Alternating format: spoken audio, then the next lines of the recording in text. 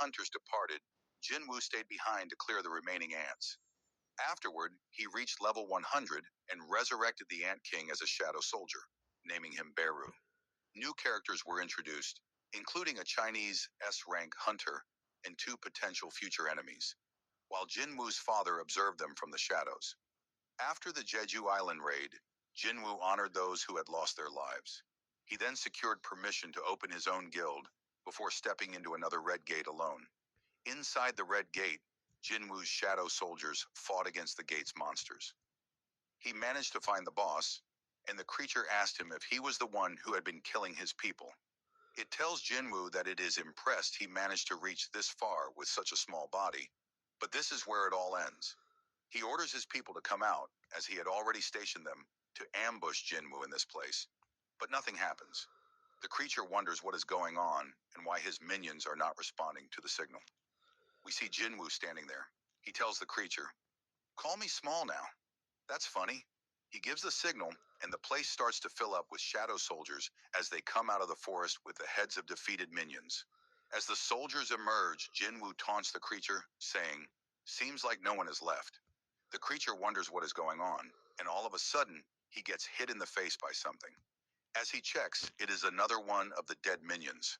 He looks towards Jinwu, who is standing alongside his army. Seeing this, the creature starts to panic and orders his henchmen to destroy them. Jinwu also orders his soldiers to take care of all the enemies, and both sides start to charge toward each other. The fight starts. The shadow soldiers were far superior compared to the advancing enemy, and they started to take out all of them without any issue. Meanwhile, Jinwu was making his way toward the boss as Tank cleared the path for him. Seeing this, the boss gets furious and charges toward Jinwu. But before he could do anything, Beru, along with Igris, starts to cut it down. Beru cuts off one of its arms, while Igris chops off its leg, and the creature falls to the ground. As it looks up, it sees Tusk towering over him, using his ability, Inverse Gravity, to pin the beast to the ground. With the boss pressed against the ground, Jinwu slowly advances toward it. As he gets to the creature's face, he tells the thing, "Now you will answer my questions. It will be less painful for you if you do." After he interrogates the beast, he stands in front of its lifeless body, thinking, it must be the system interfering again, as he was not able to gather any important information from the boss. He opens his inventory, saying, "I'll find out sooner or later anyway, so it should be fine." He brings out a key from his inventory that he received from the cursed random box, thinking, "I reached level 100 at the Jeju Island raid and met the minimum requirements to unlock the dungeon." He looked at the key and was able to see its description.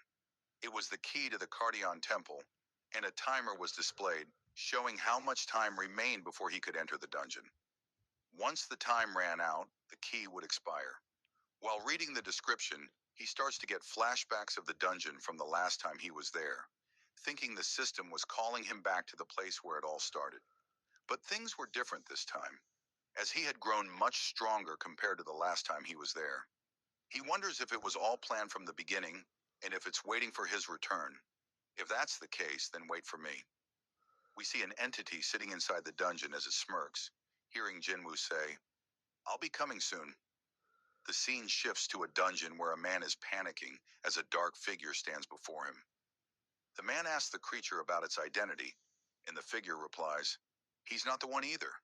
They're hiding cleverly, aren't they?" The brilliant fragments of light. Silid, the king of snowfolk and the monarch of frost, notices something behind him. As he turns, he sees Yogyamunt, the king of demonic specters and the monarch of transfiguration. Yogyamunt tells Silid that he has come to inform him about the East Island. Silid asks if he is talking about the small island, noting that it is the place of the Shadow Monarch. He then asks if Yogyamunt has decided to take care of that place. Yogyamunt tells him that the rulers have decided to release their legions south of that location, adding, "I'll take that place." Silid asks, "How are you planning to deal with the Shadow Monarch, who is also there?" Yogyamunt replies, "It'll be all right if the planner fulfills the contract." With a smirk, he adds, "The greatest fragment of brilliant light has been confirmed in that place as well." Hearing this, Silid becomes excited. He asks, "You intentionally came here just to tell me that?" Yogyamunt then asks what Silid plans to do with that information. Silid replies, If you are willing to follow me, then why not? During their conversation, Silid suddenly notices something. He tells Yogyamet, "It looks like we were being lured here." Another person walks up to them. Silid comments, "The person earlier can't possibly wield the power of the brilliant fragments of light, so I was wondering why a trace of that power was here. This person plans to get in our way." With rage in his eyes, the man asks them about the small island to the east, questioning if they are referring to Korea. Silid asks, "What are you going to do about it?" From behind, Yogyamet tells them, "We do not have time to deal with him."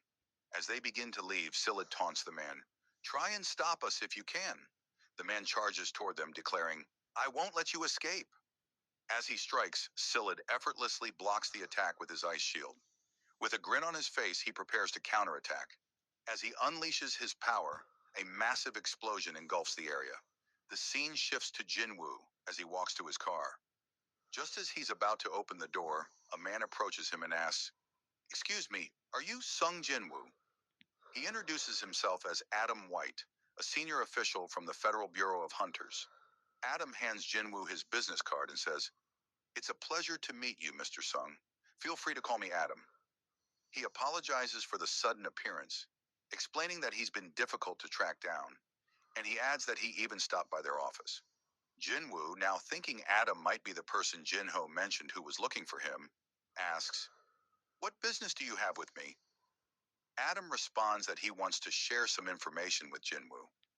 Intrigued, Jinwoo asks, "What kind of information?" Adam replies, "Perhaps no country or institution in the world could provide the information I'm about to share, except us." When Jinwoo asks why they're willing to share this information with him, Adam explains, "Because we benefit from sharing knowledge with special individuals like you." He further explains that they had planned to visit him for another reason, but after seeing the events of the Jeju Island raid, their deputy director wanted to meet him in person. Adam smiles and adds, "I'd say this is unprecedented, and our deputy director will explain the rest of the details. There's a car nearby if you'd like to meet with him." Curious about the information Adam wants to share, Jinwoo gets into his car and thinks, "Information, huh?" Still unsure if the details they wish to provide are reliable, he tells Adam that he will give it some thought and contact him later. Smiling, Adam comments, "How silly of me. I forgot that a good hand should never be hidden when striking a deal." Then he adds, "An upgrader." Jinwoo is taken aback. I like it. Yep, it's mine. The prices blow my mind. I feel so rich. I feel like a billionaire. I'm shopping like a billionaire. I'm shopping like a billionaire. Let's go. I'm shopping like a billionaire. I get it straight from the makers. I'm shopping like a billionaire. Download the Temu app and shop like a billionaire.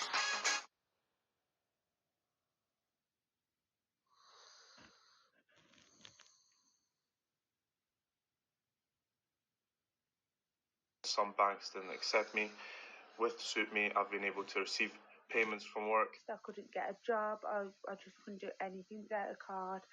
And then I found SuitMe, and it has literally changed my life. I felt like this customer service was really, really good, and honestly, I could say that's one of the reasons why I would stay with Suits Me.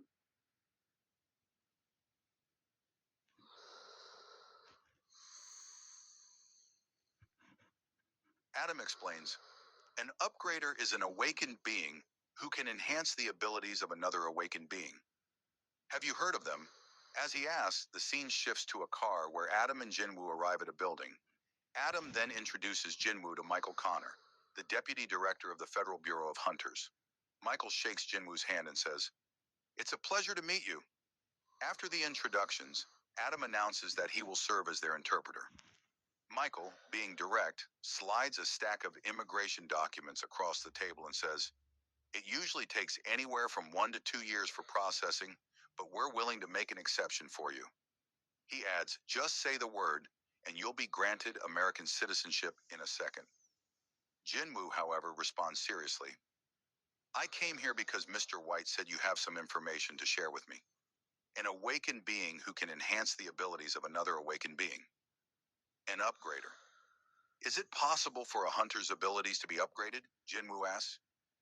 Michael smiles and replies, actually, the person who possesses such power is here right now. Looking to the back, he instructs his staff, please tell Ms. Selner to come in. As Ms. Selner approaches, Mr. Connor introduces Norma Selner to Jinwoo, informing him that she is the only person in the world capable of enhancing the abilities of awakened beings. Observing her, Jinwoo thinks that she seems like a completely different type of awakened being. Michael then speaks up, telling Miss Selner to explain to Jinwoo the extent of her powers. Miss Selner begins by addressing Jinwoo, acknowledging that he might be skeptical about what she's about to say. She adds that everyone had the same doubtful look when they first heard it. However, she tells him that once he experiences her power, he will beg for more. This prompts Mr. Connor to call out to her as she approaches Jinwoo. Mrs. Selner explains that Jinwoo might already be aware that every awakened individual has a limit to their strength, and no one can surpass that limit. An awakened being's rank would always remain the same unless they undergo a second awakening. This, she notes, was common knowledge among hunters. Jinwoo then asks, but you can change that? To which Ms. Selner responds, yes. She reveals that she has the power to help awakened beings break through their limitations. Through a process of 3 stages, she can lift their limitations. She adds that she didn't even know what to call this power, but she is capable of performing a force reawakening. In simple terms, she can bring out a person's true potential. Mr. Connor agrees with her and confirms that everything she says is true. However, he points out that Ms. Selner would need a long period of rest after each use of her power, which means she can only help 3 or 4 individuals per year. Jinwoo thinks to himself that he would be one of the 3 or 4 people she would help. If what she said was true, then she must have an incredible ability. He then asks, how effective is the process exactly? Ms. Selner explains that the results vary for each individual, but after going through all 3 stages, an individual would experience a strength increase of anywhere from 20% to 30%. Upon hearing this, Jinwoo is stunned. A 20% to 30% increase in strength seems insane. He now understands why Hwang Dong-soo had decided to go to America, despite facing so much public criticism. Jinwoo thinks to himself, who would turn down such an offer? He then asks, what if someone finds out about her powers? Mr. Connor replies, explaining that this is exactly why she is under their care. They ensure her safety while compensating her with a suitable salary. In return, Ms. Selner would help enhance the abilities of their selected hunters. Mr. Connor then introduces her again to Jinwoo, explaining that her power would be used on him as a gift. Still doubtful, Jinwoo asks, you mean as an offer? Mr. Connor clarifies that once he becomes a hunter for the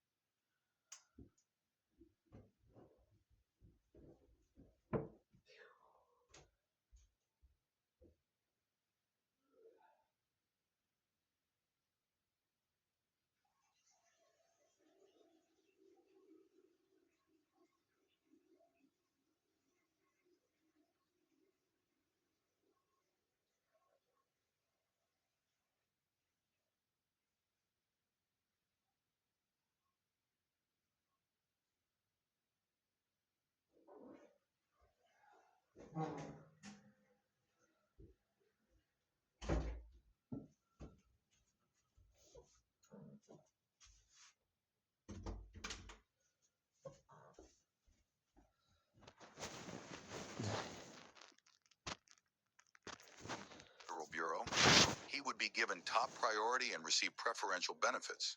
Additionally, they would arrange meetings with the guild of his choice and help him sign the best contract. Ms. Selner slides a plate across the table and tells Jinwoo that he doesn't need to decide right away, as they are only easing him into the idea for now. Jinwoo asks, "Excuse me?" And Ms. Selner reiterates that, as they said, this is a gift. Afterward, Mr. Connor asks for permission to lift his limits. Jinwoo asks, "For nothing in return?" Mr. Connor explains that he should think of it as a complimentary service. Jinwoo, recalling Ms. Selner's words that he would beg for more once he experienced it, realizes she is confident in her results. Ms. Selner then asks Jinwoo to hold out his hand and look into her eyes closely, telling him that this is the first step. Michael, watching the scene, thinks to himself that Jinwoo has already taken the bait and is keeping his cool. However, once the first stage is complete, Michael believes Jinwoo will likely try to reach out to them, and if he is an impatient type, he might sign the papers right away. Meanwhile, Jinwoo's hand begins to glow as Miss Selner holds it.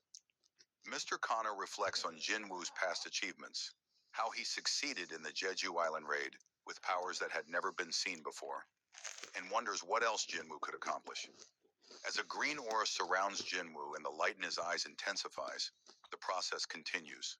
Miss Selner's eyes begin to glow, and she is enveloped by a powerful aura. Suddenly, it becomes clear that she has shifted to a place filled with darkness.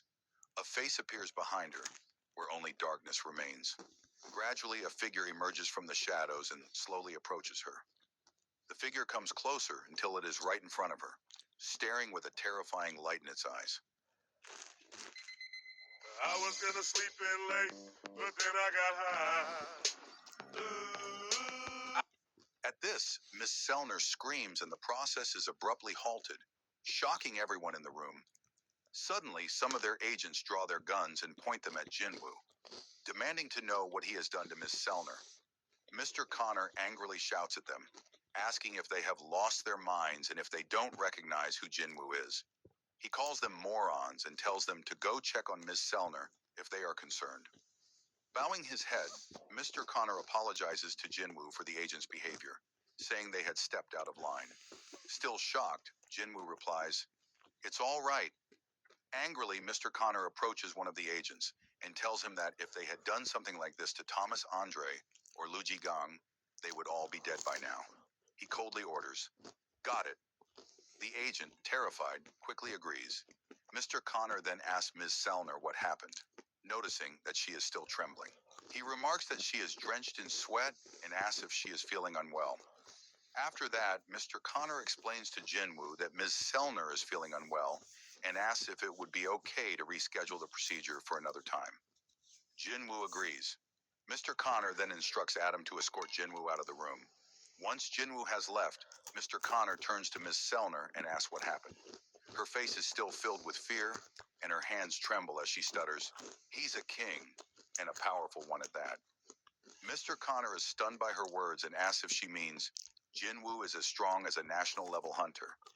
Ms. Selner shakes her head, unable to explain further, and reveals that she hasn't experienced anything like this before. "He is a king," she repeats, "but not an ordinary one." She explains, adding, "While I was looking at him, he was also looking back at me. An infinite darkness within him." Ms. Selner says that there is no limit to his power. Fast forward, we see Jinho sitting in the office as he takes care of some business. He says these haters, sending complaints after getting sued and crying like kids, that won't work. After some time, he finishes his work and thinks he has managed to single out all the groups slandering Jinwoo. As he rests, he sees Jinwoo standing behind him, who tells him, "You sure are working hard." Jinho thinks. He comes and goes without even making a sound. Jinwoo asks if there was any trouble. Jinho tells him everything is going smoothly and asks why Jinwoo is dressed like that. Jinwoo hands him a bag full of magical cores, saying, "You said we needed money for the guild. Looking at that, Jinho tells him they don't need to worry about salaries for the employees. Jinwoo asks what he means, and Jinho reminds him they need another member for the guild. To hire someone, they need to pay them salaries. Jinwoo tells him, even if we need a member to just fill in the empty space in the guild, we want someone who is sincere, who can stay and work with us. Jinho, with a serious look, tells Jinwoo there is one more urgent thing they need to take care of first. They need a name for their guild. Hearing that, Jinwoo tells him, I thought it was something really serious. Jinho tells him, this is a very serious matter. He starts suggesting names like Sungyu Guild after Jinwoo's last name, even though Yusung sounds more natural. Or maybe they could be the Wuho Guild, after the last characters in their names, or Jin Guild, using their middle characters. Hearing all the suggestions, Jinwoo decides to name the guild Solo Play Guild, explaining, after all, it's a solo player guild. Hearing that, Jinho thinks, was that supposed to be funny? As they talk, they hear a knock at the door. Jinho goes to check who it is. The person asks if this is Hunter Jinwoo's guild office. Jinho tells the person, yes, it is, and as he looks at them, he is shocked to see it is Hunter Cha. Jinho asks her what she is doing there, and Cha replies, saying she wishes to join his guild. After they sit down, Jinwoo asks her to clarify why she's there. Hunter Cha tells him, like I said, I want to join your guild. Hearing that, Jinwoo thinks, I'm so confused about what's going on. He asks her if the chairman asked her to join his guild, or if maybe Hunter Choi kicked her out of the guild. She tells him that's not the reason. Jinwoo, with a serious look on his face, asks her, so why would you want to join my solo play guild? She is surprised to hear the name, and asks him if he really named his guild that. Jinwoo tells her, yes. What's the problem with the name? The Vice Master and I agreed to it. Jinho tells him he never agreed to anything, asking, what about the names that I suggested? He looks at Cha, analyzing her pulse, breath, and expression. She's pretending to be calm, but she can't fool me. Just why are you trying to join my guild? He asks her. It's been 2 years since you were awakened. I assume that you're still in contract with the Hunter Guild. She tells him, I have enough money to pay the penalty. Hearing that, Jinwoo thinks, she is even willing to pay the penalty. He tells her, our guild currently doesn't have enough resources to compensate for a hunter like you. She tells him, that's no problem, as I don't need a down payment either. He asks her, why would you want to join our guild then, as there is nothing for you to gain here? She starts thinking, how should I explain this? Breaking news, now you can sell electronics on Vinted. I've just upgraded my gaming console and want to get some money back from my old one. So I'm selling mine on Vinted to make some extra money because they just introduced their new electronics category. Just place your gaming console, snap a pic, and upload it on the app. It's not only super easy, but also safe for the buyers. They can use the electronic verification service if they want some additional peace of mind. The best part, the service is free for sellers and optional for buyers. Earn your money back in the electronics you don't use. Sell it with zero fees.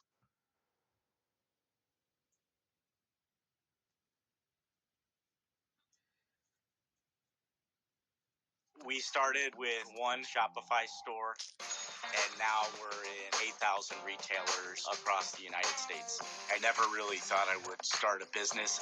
While I was a firefighter, I was living my dream job, and then my wife and I talked about starting a side hustle, roasting coffee. There it goes.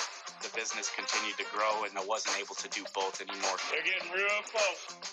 You'll never know what's on the other side of that hill if you don't keep climbing.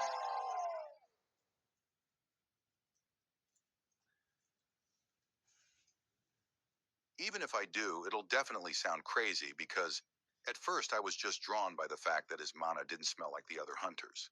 But during the Jeju Island raid, I thought I was going to die. The story shifts to the past when Cha regained consciousness after the Jeju Island raid. She asks the chairman where she is, and he explains that she is inside a helicopter, and they had just landed at the Hunters Association. He says, soon they'll send you and the hunters to the hospital. She asks about Jinwoo and if he was the one who saved them from that monster. The chairman tells her, yes, it was him. Hearing that, Cha thinks, it wasn't a dream, and wonders, I almost died this time. And a similar situation might happen in the future, where I can't possibly avoid death. We see Cha in the present as she is thinking about how she should explain everything to him. She starts to blush, thinking, I wish to stand by your side till the very end. Seeing her like this, Jinwoo wonders, what's up with her? Is it something she can't tell me? As she tries to calm down, Jinwoo thinks, why can't you answer me? Looking at her blushing face, he can tell that she is hiding something. He asks her, so you won't answer me? Cha replies, I want to live comfortably. Is something wrong with that? Hearing her answer, Jinwoo thinks, Hunter Cha is only 22 years old, and the burden of being an S rank must be hard for her. The Hunters also suffered greatly during the Jeju Island raid, so I can understand why she wants to join us. Jinwoo tells her, there's an entrance test for our guild. She tells him, that wasn't in the recruiting notice. Jinwoo tells her, maybe the guild vice master made a mistake since it's a new rule. He asks Jinho to go and fetch them some drinks and snacks. After he leaves, Hunter Cha asks him, what kind of test is it? Jinwoo tells her, you have to win against one of my summons. Cha asks him, am I that much of a weakling in your eyes? What kind of summon is it? Jinwoo, hearing that, tells her, for you, Hunter Cha, I'll use my strongest summon. They start to get up, and Cha asks him, when's the test?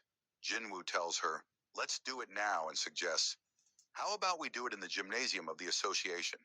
He thinks, this is a good chance for me to test if I can use the shadow exchange with two people. He tells her, you don't have to leave. We can use a shortcut. He gets close to her saying, we just have to stick together for a bit. When they are ready, Jinwoo uses shadow exchange, and they both get covered by darkness. Meanwhile, Jinho is entering the room with something to eat, and after entering, he sees a high orc standing in front of him instead of Jinwoo and Cha. They both stare at each other awkwardly as the orc takes the food from his hand and eats it in one bite. The scene shifts to the gymnasium where the two have teleported. Cha is surprised and asks Jinwoo, how did you do that? Meanwhile, Jinwoo thinks, I was right. The shadow exchange works as a gateway since I was able to move with a person in it. He tells Cha, let's get started. She tells him she left her weapon behind, and Jinwoo asks, are you talking about that pickaxe? Cha tries to explain, that's not my weapon. Jinwoo, smiling, tells her, I was just kidding. She tells Jinwoo that there might be a weapon worth borrowing in the storage. She opens the door and sees a room filled with weapons. She thinks these weapons are reserves, so they aren't that good, but they're suitable for practice. She comes out with a sword, telling Jinwoo she is ready. Jinwoo asks, will you be all right? That's not the weapon you normally use. Cha tells him the weapon doesn't matter, as the monsters never fight on their terms anyway. Jinwoo thinks she's right. He wonders, who should I summon? An ordinary soldier would be shredded to pieces. He summons Yggdrasil, saying, among my soldiers, he is the best swordsman. She asks him, what are the conditions for winning or losing? Jinwoo explains, you either win by destroying the summon, or you lose when you decide to surrender. He thinks, I said I'd call my strongest soldier to test her, but Baru is too much for her. After they had prepared, Jinwoo gave the signal to start the test. He noticed her gathering up her mana, and a thought hits him about what she said. Weapons don't matter. He stopped them, saying, wait a moment, and asked Cha to turn back. As she did, he started to take out a weapon from his inventory. It was the Demon King's longsword. He hands it to Yggdrasil, telling him to use it, and tells them to start now. They both prepare to fight. Yggdrasil, using the sword's ability, launches a powerful wave of electricity toward Cha. But before the attack lands, she manages to dodge it. Seeing this, Jinwoo thinks, as expected, she's fast. If this were an average person, they would have died at the slightest scratch of that swing. As the fight continues, they start to exchange blows, creating a lot of noise that attracts the attention of Chairman Gogenhee, who was sitting in his office. You could be owed over £5,000 and not even know it. If you took out car finance anytime from 2007, there's a huge chance you were missold. And guess what? Checking is completely free and takes just 2 minutes. Click the link below, enter a few quick details, and PCP Claims Line finds all your past car finance agreements. Don't delay on what could be a He thought there wasn't supposed to be anyone in the gym today. He called someone, asking them to connect the CCTV footage inside the gym to his room. As he looks at the footage, he notices it is Jinwoo and Hunter Cha. He wonders when these two entered the building. He remembers Cha's expression from the time when he told her Jinwoo was the one who saved her, and with a smile thinks, I really was blind. He tells the person on the call to turn off all the CCTV cameras in the gym and write down that there was an inspection today. After that, the chairman sits calmly in his office when suddenly the ground starts to shake. After everything quiets down, he says, as expected, they're enjoying their youth. Meanwhile, Jinwoo is surprised to see something. Yggdrasil was defeated by Hunter Cha. She asks him, was the Black Knight the strongest one you have?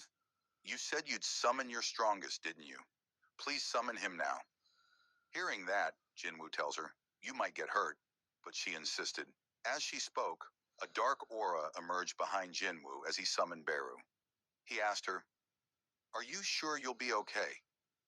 Jinwoo thought to himself that while shadow soldiers were generally weaker than their living counterparts, Beru was an exception. He was created solely to kill hunters. If he went all out against Hunter Cha, her chances of winning would be slim. As Beru advanced, Jinwoo instructed, defeat her, but make sure she doesn't get hurt. Upon hearing this, Beru unleashed a powerful mana wave, shattering all the lights and windows in the building. Sensing his power, Cha thought, did Jinwoo actually fight against this guy? Beru fully transformed, preparing to fight. But before they could begin, Jinwoo ordered, put those claws away. Life won't be easy if you injure her during the test. Frightened by those words, Beru quickly complied and retracted his claws. Seizing the opportunity while he was distracted, Cha launched an attack. But to her shock, Beru was already behind her. This is the same move as last time, she thought, swinging her sword at him. Do you think I'm going to fall for the same trick twice? But before her sword could reach Beru, he grabbed it effortlessly. Letting go of the weapon, he said, my liege, give me one command to defeat my foe without causing her any harm, and I'll show her the difference between our strength. As Cha continued her attacks, Beru dodged them with ease. I'm not done yet, she thought, swinging her sword again, but Beru avoided it effortlessly. Seeing this, she realized, he's dodging all my attacks from this distance without even moving from his place. Before she could react further, Beru suddenly got in her face and let out a terrifying scream. The sheer force of it threw her back several feet. Watching this, Jinwoo thought, seems the winner of this match has been decided. He then asked her, are you satisfied now? But Hunter Cha, unwilling to give up, replied, not yet, I can still fight. Jinwoo wondered, what's she thinking? I don't think she'd be reckless enough to keep fighting after realizing the difference in strength. Since Beru was different from other shadow soldiers, not only intelligent, but also a killing machine at heart,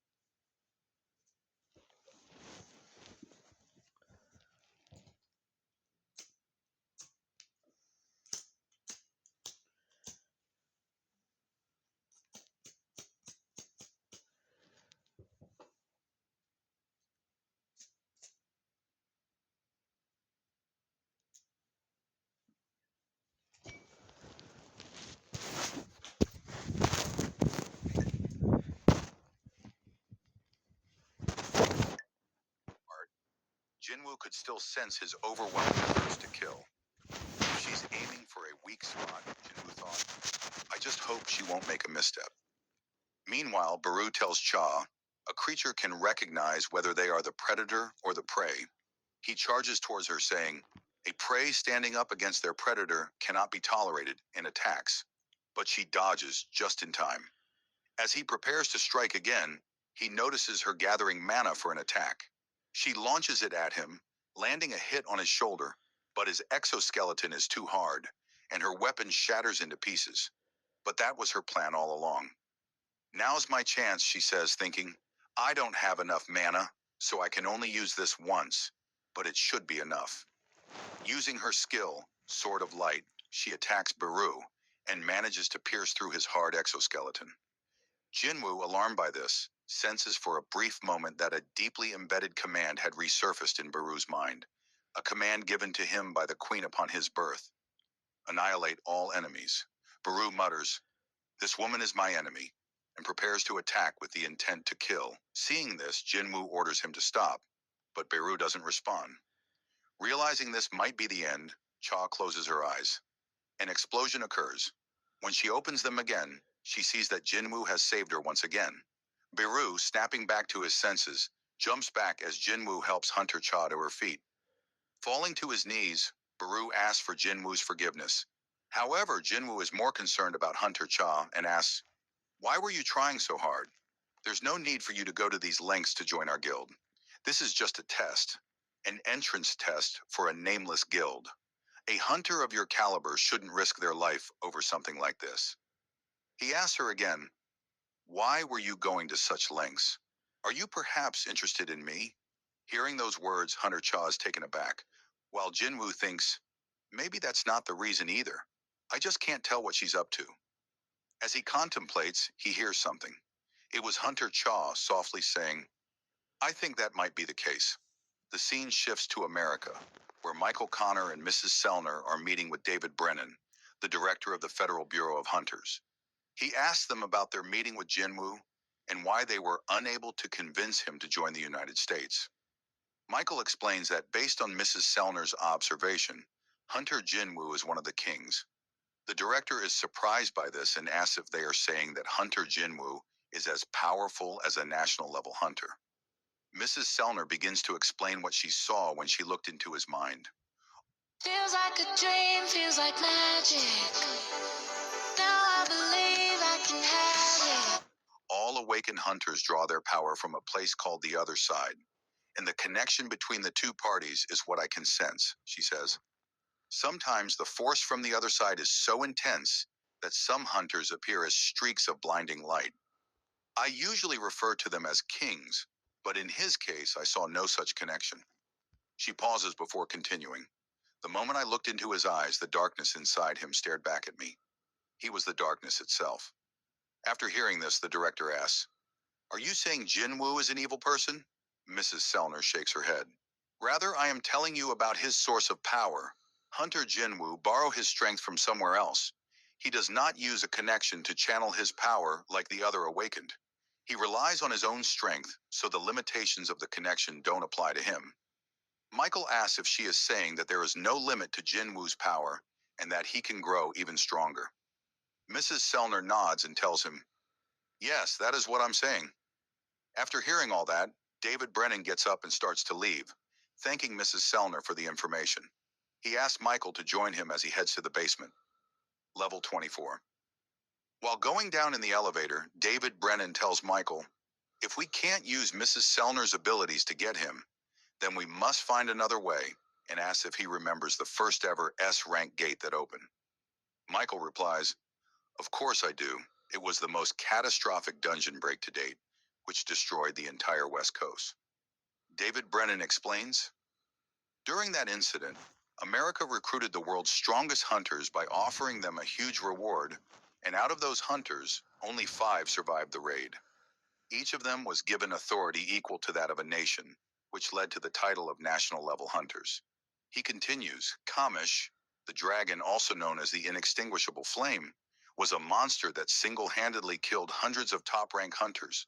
But there was a silver lining to that tragedy. Michael asks if he was referring to that as the door opens. David Brennan tells him to see for himself. Michael is surprised to see a runestone that was found in Kamish's corpse. David Brennan tells him it's been 8 years since the Kamish raid, and there has yet to be a mage-class national-level hunter.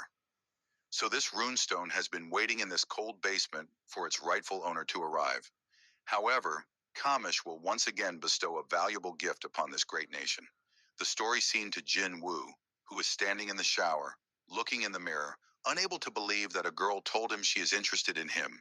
He thinks, I can definitely tell that since my reawakening, I've grown a few inches and gotten in better shape. But am I really that attractive? Could it be because of the buffs I gained from the skill Will to Survive, that any damage to my body is restored? Is that why my skin cleared up too? He goes to Jainoa's room and asks her, how would you rate me? She asks. In terms of what? Jin Woo responds, in terms of my attractiveness. She asks him, where the heck is that confidence coming from? In my eyes, you just look like a bum. Hearing that, Jin Woo gets annoyed and says, thanks for your biased opinion, and she starts kicking him. He tells her, keep that up, and you'll end up breaking your leg. Did you forget who your big brother is? How does a bird brain like you even get into school? She tells him she is at the top of her class. After that, Jin Woo tells her he was planning on forming a new guild, and she asks if he will be the big boss now. While she tells her friend on the phone about their conversation, Jin Woo asks her what she thinks about the name Solo Play Guild, and she tells him, why would you name your guild that? You use your abilities to summon those shadow soldiers, so technically, you're not a solo player. Jin Woo thinks that's a good point and asks her what he should name his guild. She suggests A Jin Guild, explaining that the character A means I, and Jin means to go forward. Hearing that, Jin Woo shows some interest in the name. The scene shifts to Hunter Cha's house, where she is making a fuss in her room, remembering today's incident. She says, I basically told him that I like him. He probably thinks I'm crazy, but he did save my life, so of course I'd be interested in him. Thinking it's perfectly okay. Who am I kidding? Everything is totally not okay. As she lies there, she starts to think. Strictly speaking, I was able to survive because of Hunter Min's healing ability. As she continues to think, she suddenly recalls something. She remembers that when she was unconscious, she saw something in a vision. As she remembers, a hand grabbed her while she was drifting away. The person asked her, please tell him. And as she looked back, it was Hunter Min who was asking her to tell him that he must be careful. Tell Hunter Jin Woo that he must be careful of the power that lies within him. Remembering that, she springs back up, saying, I remember now. Fast forward to the next day, we see Jung Yun-tae tells Park Jing-soo that yesterday a gate appeared in their territory, but it will be difficult to get a raid permit for it. According to the Hunters Association, the gate's rank is quite high. Park Jing-soo asks if it is an S-rank gate. Jung Yun-tae replies no, but they say it's near to being one. Hearing that, Park Jing-soo tells him that they all could end up dying in there if they are not careful. Jung Yun-tae explains if it was an S rank, giving up would have been the best option as they don't have the manpower for such a powerful gate. But they are one of the 5 major guilds in the country, so people might start talking if they fail to clean it. Adding, the guys over at the Fame Guild will jump at the opportunity if they pass on this gate. Hearing that, Park Jing-soo gets furious, saying, are you saying we should just spoon-feed a gate that spawned right in front of our yard?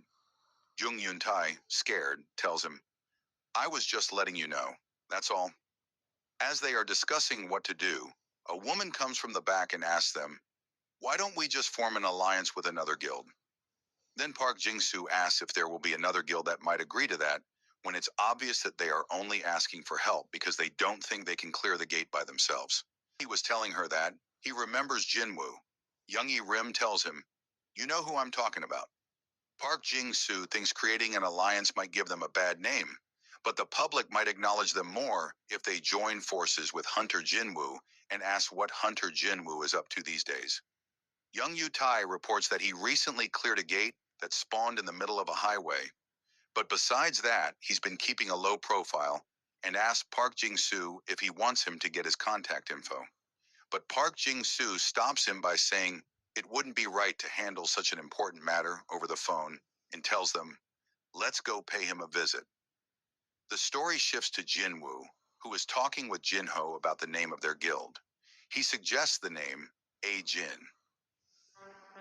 Pick up the Samsung Galaxy Tab S10 FE 5G with O2 and save up to £144 from just £23 a month.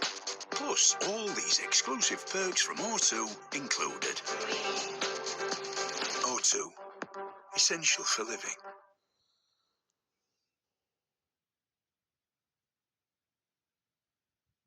I was gonna put this guy to sleep, but then I got high. I just wanted to walk the dog, but then I got high. I was gonna go to the club, I'm not gonna lie. Why? Yeah, because I got high. Because I got high. Yeah, because I got high. Because I got high. Because I got high. Yeah, because I got high. Hearing that, Jinho agrees with him that this is the perfect name, while thinking anything is better than Solo Play Guild. After deciding on the name, Jinwoo tells him, "Now we just need to recruit one last member, and we will officially form a guild." Jinho asks him what happened with Hunter Cha. Jinwoo tells him, "I don't think it'll work out with Hunter Cha. She's not exactly who I've been looking for."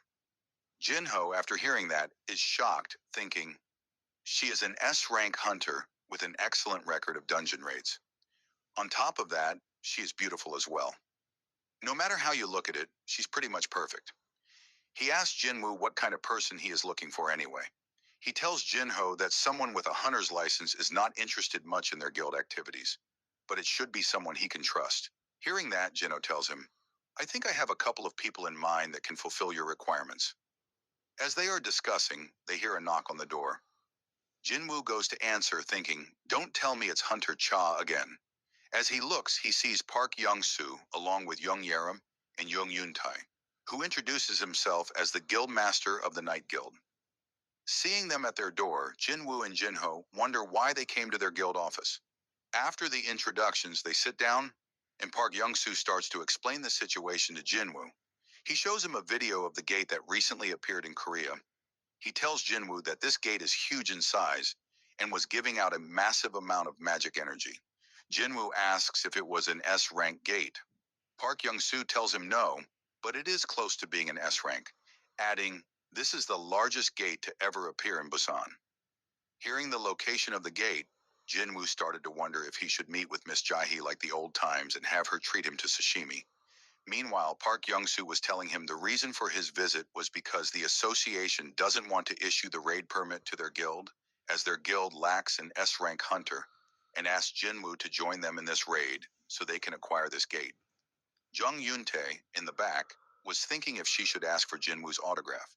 Park Young-soo proposes the deal to Jinwoo, saying usually when an S-rank hunter participates in a raid, he takes 10% of the share, but he is willing to give him 20% of the profits for this dungeon.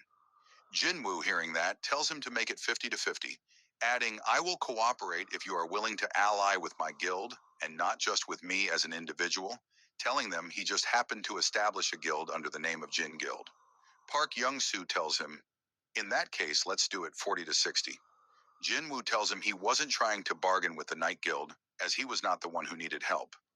Hearing that, Park Young-soo thinks, "I thought things would work out just fine because he's still young and looks friendly, but I see now that he is no pushover," and agrees on the condition that Jinwoo will take care of the boss.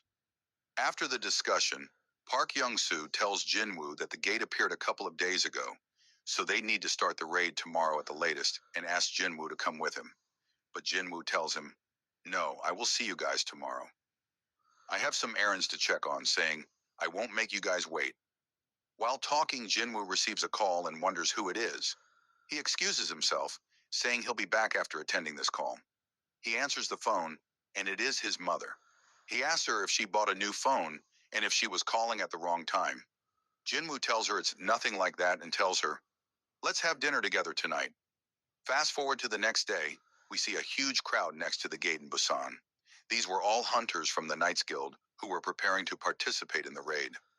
Park Young-soo, already in his armor, was looking at his phone thinking, "We should have made him come with us yesterday," and wondered if he was going to be late.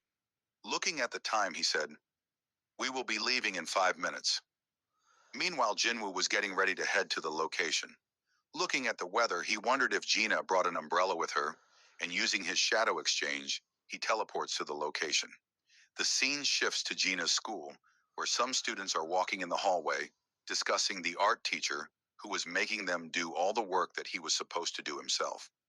After arriving in a classroom, they notice it was all dusty, as the place had been closed for a while and no one had cleaned it.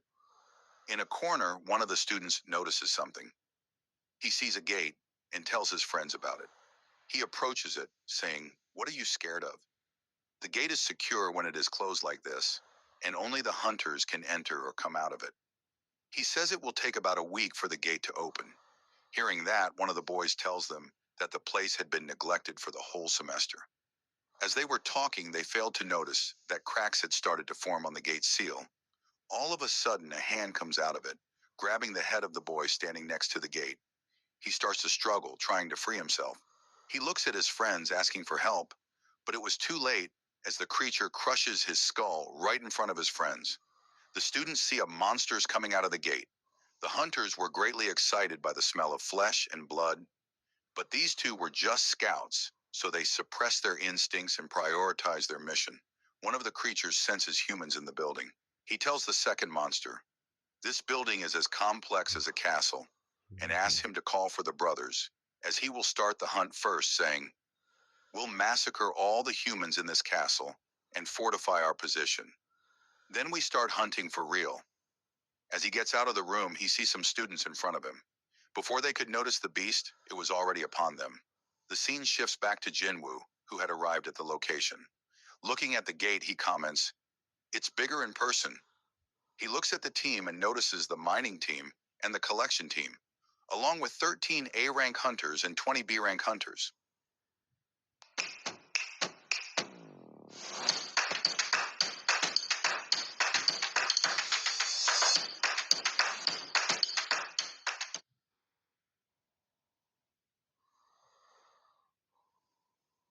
Confused about crypto?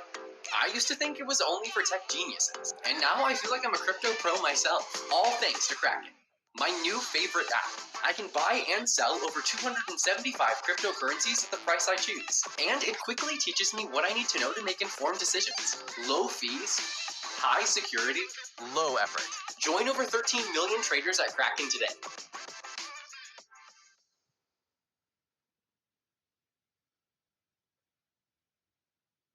Looking at all of them, Jinwoo thinks, they have this many A-rank hunters, as expected of the guild with the most A-ranks. As he was thinking, he gets swarmed by the hunters that were about to participate in the raid with him. They start to ask him questions about his abilities, and if he was taking the lead in today's raid. Seeing all this, Jinwoo gets confused, and Young Yerim steps in, stopping all the hunters, saying they were making Jinwoo feel awkward. She introduces herself to Jinwoo, saying she is an A-rank healer of the Night Guild's assault team. Jinwoo notices Park Young-soo behind him. Park Young-soo tells Jinwoo that he will explain everything to the team now. He tells them he will be the one to lead the raid. Hearing that, the guild members tell him, shouldn't Jinwoo lead, as he is an S-rank? Hearing that, Park Young-soo tells them, Hunter Jinwoo will be in charge of the rear and make sure that we're safe. Hearing that, they ask if he thinks that they are so weak that they need someone else's protection. Park Young-soo explains to Jinwoo that it might have been a bit rude, but they usually have this kind of atmosphere. And Jinwoo tells him that just means they are that confident. After the talk, they start to make their way into the dungeon. The scene shifts to the Hunters Association Emergency Call Center, where a phone operator receives a call from someone. The person, scared, tells the lady that there were monsters outside, saying a dungeon break occurred in their school. She asks where she was calling from. The girl tells her that she was hiding in the bathroom, scared. She explains everything to her, saying, "I was with my friend," and all of a sudden, monsters appeared and started to kill everyone.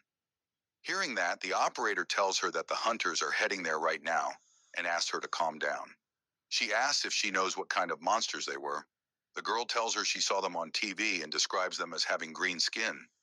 Hearing that, the operator is terrified.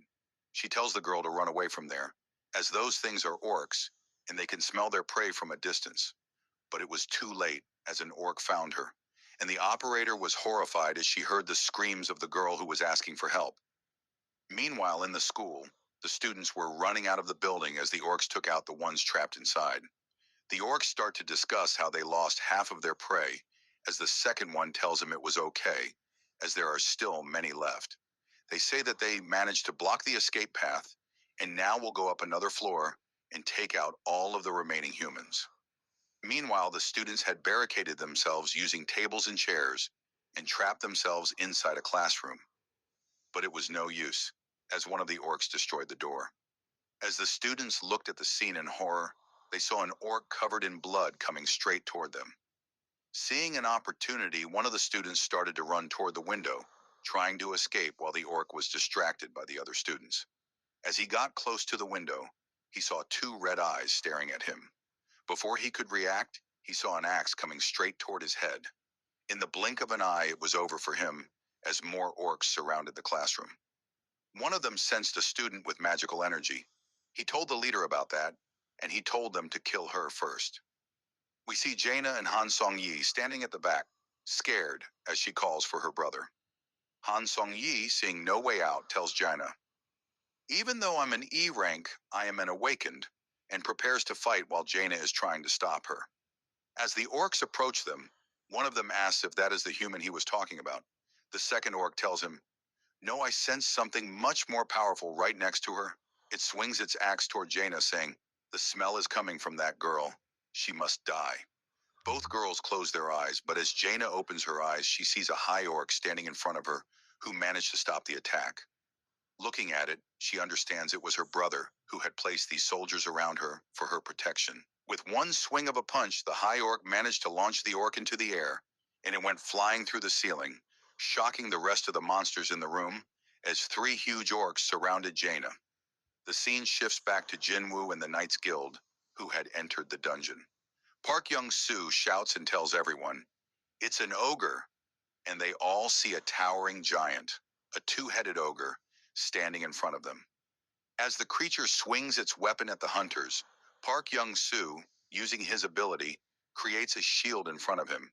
With full force, the monster strikes at the shield, but it was no use as the barrier was strong enough to block the strike.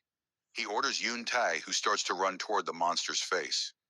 Running on its axe, he manages to blind the beast and tells the rest of the hunters to deal as much damage as they want now. Hearing that, all of the hunters start to charge toward the beast. They begin chopping it to pieces, and using their magic, the mages burn the thing to a crisp. After they manage to take out the creature, Park Young-soo tells the team to regroup for a moment. He tells Jinwoo that things don't look good. "I knew this would not be easy, but I didn't expect us to fight a twin-headed ogre from the start." He asks Jinwoo if he knows the second name for these twin-headed ogres, and Jinwoo tells him they are called Gravekeepers.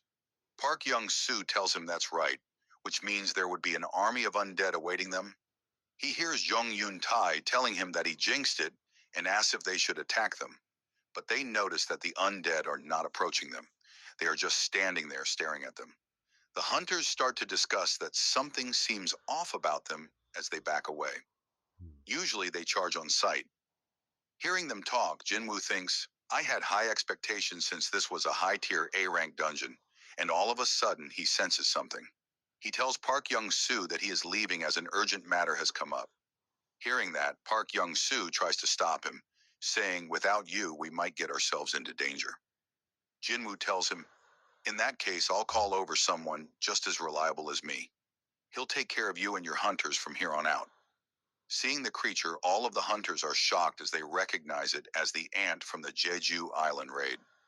Jinwoo tells them, in that case, there is no need for introductions, saying he would take his place in this raid. He orders Beru to protect the humans and do as he pleases with the rest of the monsters. Hearing that, Beru lets out a loud noise as he prepares to fight. Meanwhile, the hunters watch as Beru massacres all the monsters present in the area. After they are done with the monsters, Jinwoo tells the hunters that these monsters here will help them. 20 are more than enough for this dungeon. He starts to leave, but they stop him, asking if he is really going to leave after setting all of the shadows loose. Jinwoo, annoyed, looks at them with anger, saying, "I'll dismiss them before I go if you'd like." But I don't think that would help you out. Seeing him like this, both of them get scared. After that, Jinwoo looks at the cooldown time on the Shadow Exchange. It still has 1 hour and 42 minutes left, so he starts to run toward the exit. Upgrade your everyday. Shop tech from EE and our range of cutting-edge laptops, headphones, smartwatches, and so much more. Available to anyone on any network and with the flex to pay how you want.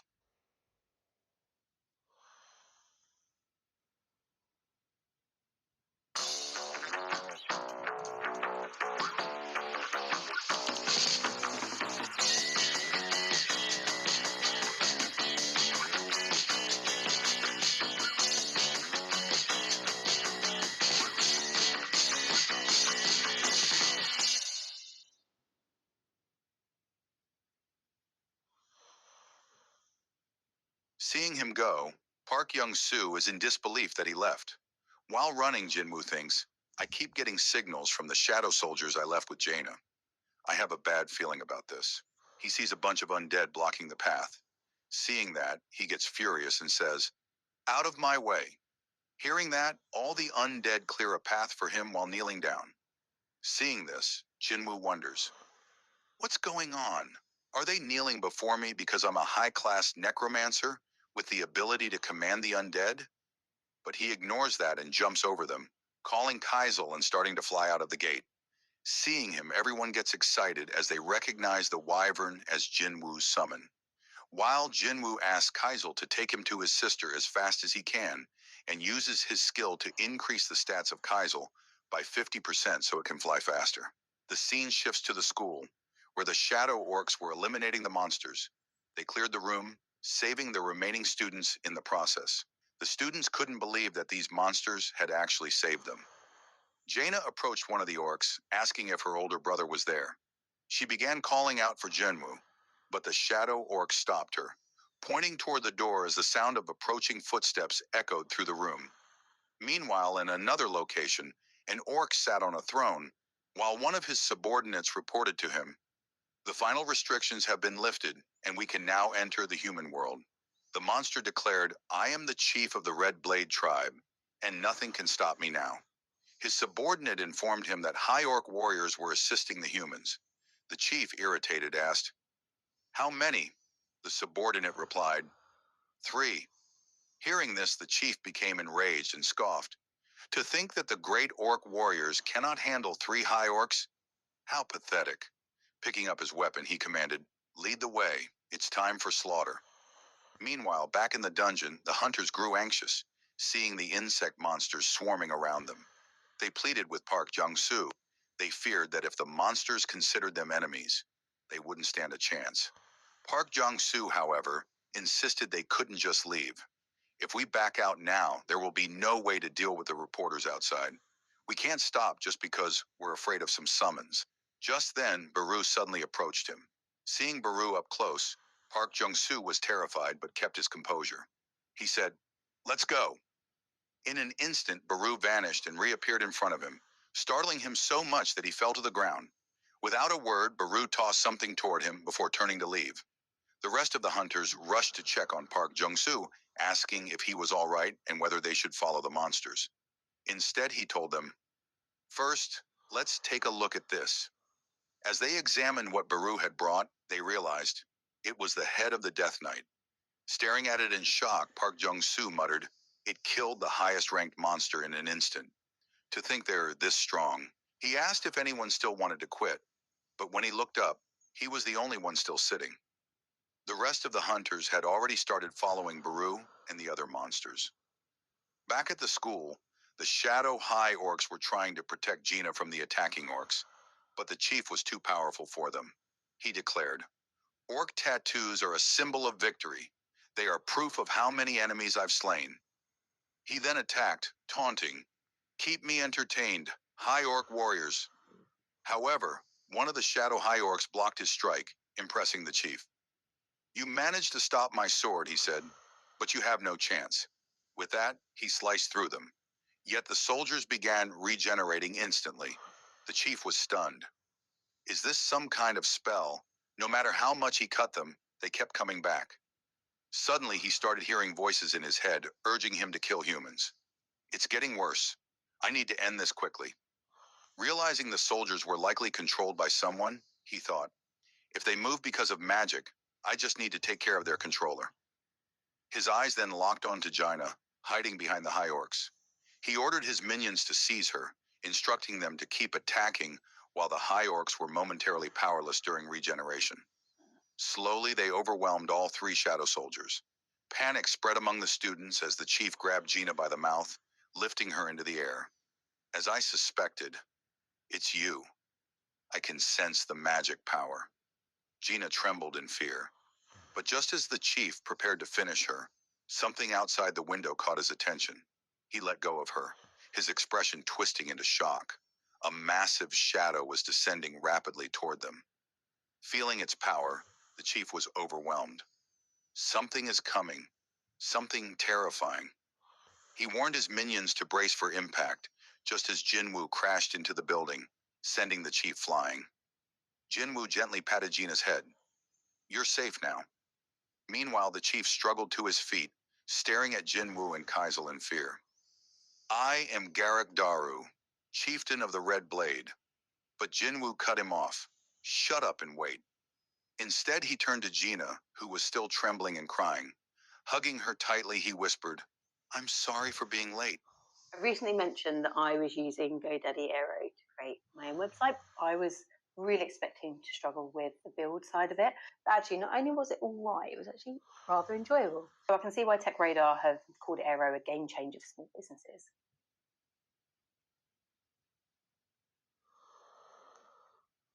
I never really thought I would start a business. While I was a firefighter, I was living my dream job.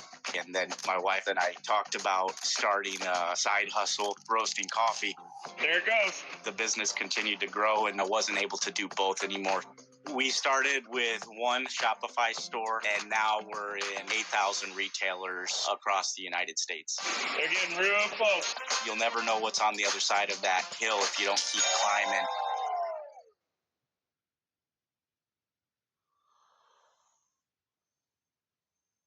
Checking on the others, he turned to Han Song-yi. Are you okay? She shook her head. Noticing the red mark on Gina's face, Jinwoo's eyes burned with fury. Without hesitation, he summoned Igris. Protect Gina. Then, glaring at the remaining orcs, he commanded his shadow soldiers. Take the students and head downstairs. As one orc attempted to flee, Jinwoo growled, I said, don't move. Once the students had evacuated, the orc leader confronted him. So those immortal high orcs were your soldiers. Who are you, and how do you speak our language? Jinwoo, however, was in no mood for conversation. Seeing his rage, the orc warned his minions, he won't answer. Attack! The orcs charged. The first swung his axe, but Jinwoo caught his hand mid-swing, crushing his fingers before slamming him to the ground. Then, without hesitation, he stomped on the orc's head, ending him instantly. Seeing this, two more orcs lunged. Using Dominator's touch, Jinwoo stopped them in midair and clenched his fist, turning them both into mush. Now furious, the remaining orcs swarmed him, but Jinwoo tore through them mercilessly, pushing forward until only one orc remained. The last orc, trembling in fear, found itself pinned to the wall by Dominator's touch. Jinwoo grabbed it by the mouth. Why, he demanded, why do your kind want to kill humans so badly? The orc, terrified, confessed, the voices in our heads tell us to kill. Jinwoo narrowed his eyes. And what about now? Can you hear those voices when you're near me? The orc stammered, begging for forgiveness. Jinwoo tightened his grip. Answer me. Do you hear them now? When the creature failed to respond, Jinwoo summoned his dagger. As I thought, I'm not even human in your eyes, am I? But it doesn't matter. I'll forgive you. His eyes gleamed darkly as he raised his blade. Just don't expect the process to be painless. Back in the dungeon, young Cha Hyen was pulling on something, saying, Don't you know how expensive that is? She was trying to stop one of the shadow ants from eating a monster. She told it that vampires were very valuable, and not to eat them. But the ant scratched her shoulder and continued devouring the monster. Seeing this, Baru approached her, and started healing her injuries. She thanked him while thinking, how can a summoned creature cast better healing magic than me? As they entered the boss room, they saw a monster hovering in the air, surrounded by several minions. The hunters recognized them as the Arch-Lich and 10 Death Knights. Park Jong-soo recalled the incident in China, where a famous guild called Gold Dragon was annihilated by an Arch-Lich, which led to a dungeon break. He thought it was impossible for any normal A-rank hunter to defeat such a monster. As he was deep in thought, one of the hunters alerted the group that more undead were approaching from the rear. Park Jong-soo quickly ordered Cha-hai in to block the entrance with her magic. She created a barrier at the entrance, preventing the undead from entering. I can hold this for only 5 minutes, she informed them. As Park Jong-soo considered their next move, he noticed Beru advancing toward the Arch-Lich. The boss immediately recognized him as a shadow soldier of the monarch and demanded to know why the monarch's personal army was attacking them. Beru chuckled and said, "We were chosen by the monarch, and you weren't." The Arch-Lich refused to believe it. "That cannot be. I will personally report this to the monarch." Beru simply laughed. "You talk too much for someone about to die," he said, leaping forward and grabbing the glowing essence from the Lich's chest. The monster screamed in agony as Beru crushed the orb in his hand. With the boss defeated, all the undead soldiers within the dungeon began to collapse and disappear. The hunters stood in shock, unable to believe that Beru had killed an Arch-Lich in a single move. After the battle, Beru let out a triumphant roar. Watching him, Park Jong-soo thought, "I knew he was strong, but this strong." He then reflected on Sung Jinwoo's power. He figured that Jinwoo likely couldn't command all his summons at once, as doing so would rapidly drain his mana.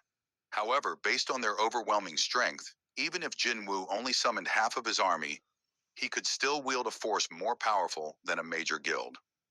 Back at the school, the Hunter Association had arrived to control the situation. Jinwoo was sitting with Chairman Go Gun-hee in his car. The chairman informed him that the 213 students who had quickly escaped were all safe, while only 10 others were rescued from the building. However, all the remaining students were gone. He then handed Jinwoo his phone, displaying a graph that showed the number of gates appearing in that area over the last 6 months. He explained that all countries were experiencing an exponential surge in gate appearances, as well as an increase in the number of newly awakened hunters. In other words, while the number of gates is rising, so is the number of hunters who can close them, he stated. Jinwoo then asked why the chairman wanted to meet with him today. In response, Go Gun-hee handed him a stack of documents, explaining, "People from Japan, the United States, China, Russia, France, the UK, Germany, and even some countries in the Middle East wish to meet with you. These documents contain their official requests." He added that some had likely already reached out through unofficial channels. While the association could protect Jinwoo's personal information as he had requested, they had no right to stop these foreign parties from making contact. The chairman then urged Jinwoo to consider staying in Korea, emphasizing that if he were to leave, the country would struggle to adapt to the global changes occurring. As they neared a hospital, the chairman informed Jinwoo that this was where his younger sister, Gina, had been taken. As Jinwoo prepared to leave, Go Gun-hee assured him that he would provide whatever resources were necessary if he chose to remain in Korea. Pick up the Samsung Galaxy Tab S10 FE 5G with O2 and save up to £144 from just £23 a month. Plus, all these exclusive perks from O2 included. O2, essential for living.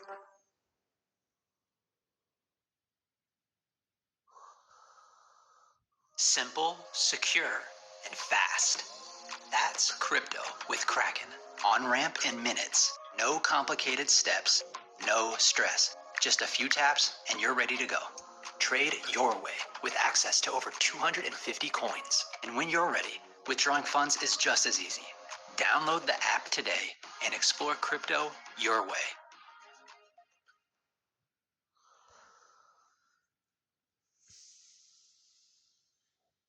He stressed that the nation had already lost 3 of its 10 S-rank hunters and could not afford to lose another. Hearing this, Jinwoo replied, "In that case, I'd like to enter high-rank gates alone from now on. Can you make that happen?" The chairman, surprised, asked if that was the reason Jinwoo had created his own guild. He thought to himself, a one-man assault squad, and acknowledged that while it would be difficult, it was not impossible. Fast forward, we see Yu Jinho on a call with someone, inviting them to join their guild. The person on the other end was his cousin, Yu Sukyung. Jinho tried to convince her to join their guild rather than becoming an ambassador for his father's guild. She questioned his reasoning. She was skeptical, asking if he was trying to recruit her for a guild that hadn't even been officially formed yet, and whether he was sure he wasn't being scammed by some shady guy. However, once she learned that Sung Jinwoo was the one creating the guild, she became interested. Upon arriving, Jinho introduced her, saying, "This is my cousin, Yu Sukyung, an A-rank hunter." Seeing how excited she was to meet Jinwoo, Jinho commented, "You're the real celebrity here." Meanwhile, Jinwoo thought to himself, is she really an A-rank? As they sat down, Jinwoo warned her that joining their guild would create a stir and asked if she was prepared for that. She confidently responded, anything is better than getting mixed up with Yujin Sung. Jinwoo, confused, asked who she was referring to.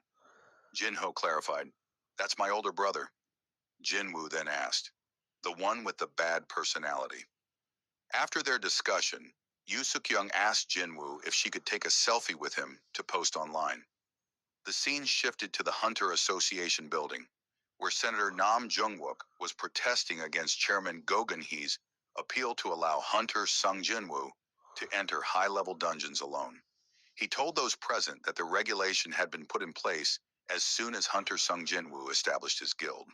If this isn't preferential treatment, then I don't know what is, he added, stating that the Hunter Association exists for the good of all hunters, not just Hunter Jinwoo, and demanded an explanation from the chairman. Chairman Go Geun-hee admitted, you're right, this is preferential treatment. He then explained the reasoning behind this decision. He posed a question. If you had to choose between deploying 20 A-rank hunters or an assault squad consisting of just Hunter Jinwoo in a dungeon break zone, which would you choose? He reminded them that guilds worldwide were desperate to recruit Jinwoo and questioned whether they truly believed he would remain in Korea if they refused to compromise with him. Are you planning to make the same mistake again, like when Hunter Hwang Dong-soo left for America? He then emphasized, if you think this type of preferential treatment is unreasonable, I urge you to consider who will save your life when another S-rank gate appears here in Korea. Meanwhile, Hunter Cha Hai-in was looking at her phone, staring at a picture of Jinwoo with Yu Soo-yeon. Seeing this, she began to tremble before letting out a frustrated scream. Fast forward, and we see Jinwoo with Yu Jinho, preparing for their guild's first raid. Upon seeing the gate, Jinho remarked, I've never seen anything like this. This gate is massive. They were soon surrounded by reporters bombarding them with questions, including inquiries about Jinwoo's relationship with his guild member, Yu Soo-hyun. Jinwoo turned to Chief Woo Jin-chul. I thought the association was keeping my personal information private. What happened? Chief Woo explained. We can protect your personal details, but we can't prevent the public from discovering the location of the gates. He advised Jinwoo to be mindful of what gets posted on social media. Jinwoo then recalled the picture with Yu Soo-yeon on Instagram. As they prepared to enter, Jinho suggested hiring a mining and collection team, as he didn't think he could handle everything himself. However, Jinwoo reassured him, don't worry about that. My shadows will take care of everything. Woo Jin-chul observed the mana readings of the shadow soldiers and was astonished. All of them were B rank or higher. He commented, a squad like this is more than qualified for a raid permit into an A-rank gate. It became clear that Jinwoo was making a mockery of those arguing over whether this was preferential treatment. Woo Jin-chul then announced, I've been ordered by the chairman to observe your raid. He wants to confirm whether this is truly a safe idea. Would it be all right if I accompany you as a representative of the inspection team, just for today? Jinwoo smirked and asked, are you sure you'll be okay in there with us? Woo Jin-chul was puzzled by the question. Fast forward a few minutes, and we see Woo Jin-chul sweating profusely as he witnesses Jinwoo's shadow soldiers effortlessly tearing through A-rank monsters. This is an A-rank monster. A Naga, he thought. Even elite hunters with exceptional combat and magic abilities would struggle against these creatures. Yet Jinwoo's army overwhelmed them with ease, their regenerative abilities making them nearly unstoppable. His gaze locked onto Igris. That one is especially powerful. He watched as the blood-red commander effortlessly dispatched multiple enemies with his sword. Wu Jinchul then noticed something else. Only mages of the highest caliber can wield lightning magic. Is that really an A rank? Can I flex? Yes, yes, oh my god. Can I flex? Yes, yes, oh my god.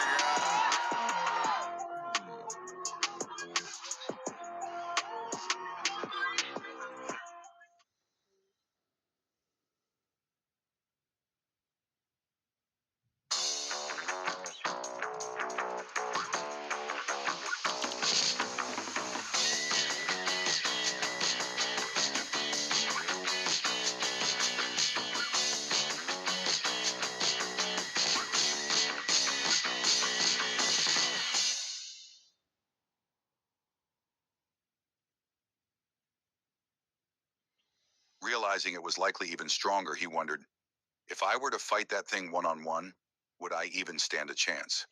As the battle continued, Wu Jinchul spotted an ant-like shadow munching on a dead monster. Jinwu swiftly kicked the ant, sending it flying into the ceiling. I told you not to eat those. Do you have any idea how valuable these corpses are? He then turned to his lower-ranked soldiers and ordered, get back to mining those mana crystals. Seeing him work, Wu thought, he's capable of clearing an A-rank dungeon, retrieving corpses, and mining mana crystals all by himself. This isn't just a one-man assault squad. After all the minions were dead, the boss finally appeared. Seeing the creature, Jinwu ordered his soldiers, those of you who are still working can stay. The rest of you return. Wu asked him, why did you have the other soldiers leave? Your summons would have been strong enough to take down the boss themselves.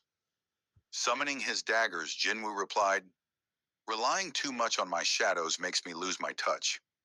He then started running up the monster's body with incredible speed. Before the monster had any chance to defend itself, Jinwu sliced its face in two with just one swing of his weapon and leaped into the air.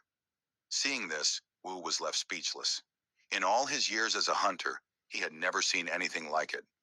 After the boss was defeated, Jinwu saw that he had gained a level and that his abilities had been upgraded, including Shadow Exchange. Its cooldown had decreased by 1 hour. Seeing this, Jinwu thought, the cooldown goes down by an hour for every level I gain. If I keep leveling up this skill, I'll be able to go wherever I want without worrying about my mom and sister's safety. Meanwhile, Wu was staring at the boss's corpse, thinking, Naga's scales are tough enough to be used as shields or armor, but he sliced through them with just 2 daggers. Jinwu then used shadow extraction on the defeated boss, and a shadow began to emerge from the corpse. A notification appeared. You have successfully enhanced the shadow's power. The shadow will start at level 13. Observing the newly formed soldier, Jinwu thought, it's the same rank as Tusk, but starting at level 13, which means it's as strong as it was when it was alive. But it's much smaller now. Shadows usually stay the same size or grow when I extract them. Even so, it's emitting an enormous amount of mana. I think it's about as strong as Tusk. Another notification prompted him to name his new soldier. He decided to name it Jima. As he finished, the cave began to shake. Seeing this, Jinho told Jinwu, we should get going. Looking at the boss's corpse, Jinwu thought, what do I do about this? After a while, Tusk emerged from the gate carrying the boss's dead body on his shoulder. Reporters immediately recognized him as one of Jinwu's summons and began taking pictures. As the rest of the squad exited the dungeon, Wu appeared completely overwhelmed by everything he had witnessed inside. Later, we see Wu sitting in the chairman's office, reporting everything he had seen in the dungeon. Listening to him, the chairman commented, you've seen many different raids over the years, but hearing your report, I understand why even a veteran like you is overwhelmed. Wu responded, what I witnessed wasn't a raid. It was a massacre. After Hunter Wu left, the chairman pondered everything he had just heard, thinking, hunters from Korea. No, all over the world are about to see the tides turn. The story shifts to Japan, where an unnatural phenomenon is occurring. People are staring at the sky in confusion, unsure of what's happening as they witness a gigantic red gate ominously looming above. Elsewhere, people are discussing the sudden appearance of the red gate and the alarming rise in high-level gates throughout the country. They mention that, due to the current crisis in Japan, all major guilds have been summoned for an emergency meeting to determine their next move. After losing 7 of their S-rank hunters, including Goto Ryuji, during the Jeju Island raid, they no longer have the manpower to respond effectively. As the conversation continues, the remaining S-rank members of the Draw Sword Guild are seen walking toward the conference room. Observing them, some individuals comment on how President Matsumoto of the Japanese Hunters Association is reaching his limit after the loss of Goto Ryuji. They note that since the association once held a monopoly on S-rank hunters, it's satisfying to see them struggle. They speculate that, with the few powerful hunters they have left, the guild might soon lose its position as the top guild in Japan. Sugimoto overhears their remarks, stops, and glares at them with a death stare, causing the men to back off in fear. After they leave, Minoru remarks to Sugimoto that those people weren't nearly as bold before, but now that Mr. Goto is gone, they're starting to act up again. Kane adds that there's a rumor circulating. The Black Tiger Guild and the Snow Cloud Guild are planning to merge, and the combined number of S-rank hunters in those two guilds would be 4, the same as theirs. Unfazed, Sugimoto replies that there's no need to worry. Despite having S-rank hunters, those guilds are still weak and lacking in real strength. Inside a government meeting room, a man angrily yells at the officials, demanding answers as to why the Hunters Association hasn't responded to the S-rank gate that appeared in the middle of Tokyo. He asks if they still haven't come up with a plan and expresses fear about the consequences of a dungeon break. Matsumoto Shigeo, chairman of the Japanese Hunters Association, explains that their current S-rank hunters aren't capable of handling an S-rank gate, not unless they enlist the help of national-level hunters. Google Pixel 9a. You know how every time there's a group photo, the person taking the photo never gets to be in it? Well, not anymore. Pretty sweet. Google Pixel 9a with AdMe. Braun's Best Shave. Series 9 Pro Plus. Exceptional closeness, no matter if it's a 1, 3, or 7-day beard, for noticeably smooth skin. Braun, the only electric shaver brand awarded Which Best Buy for 2 years. Another official counters, saying that asking such obvious questions is pointless. Everyone saw the terrifying power of the monsters from an S-rank gate during the Jeju Island raid, where they lost most of their top-ranked hunters, including one who was said to be on the verge of becoming a national-level hunter. He warns that attempting to clear another S-rank dungeon without national-level support could lead to similar losses. Someone suggests contacting Thomas Andre, the American national-level hunter, but it's revealed that Japan lacks the funding to hire someone of his caliber. Furthermore, due to the global increase in gates, every country is recruiting mercenary hunters for their own needs, leaving Japan with no external options. As the room grows tense, Sugimoto speaks up and mentions someone who might be willing to help for the right price.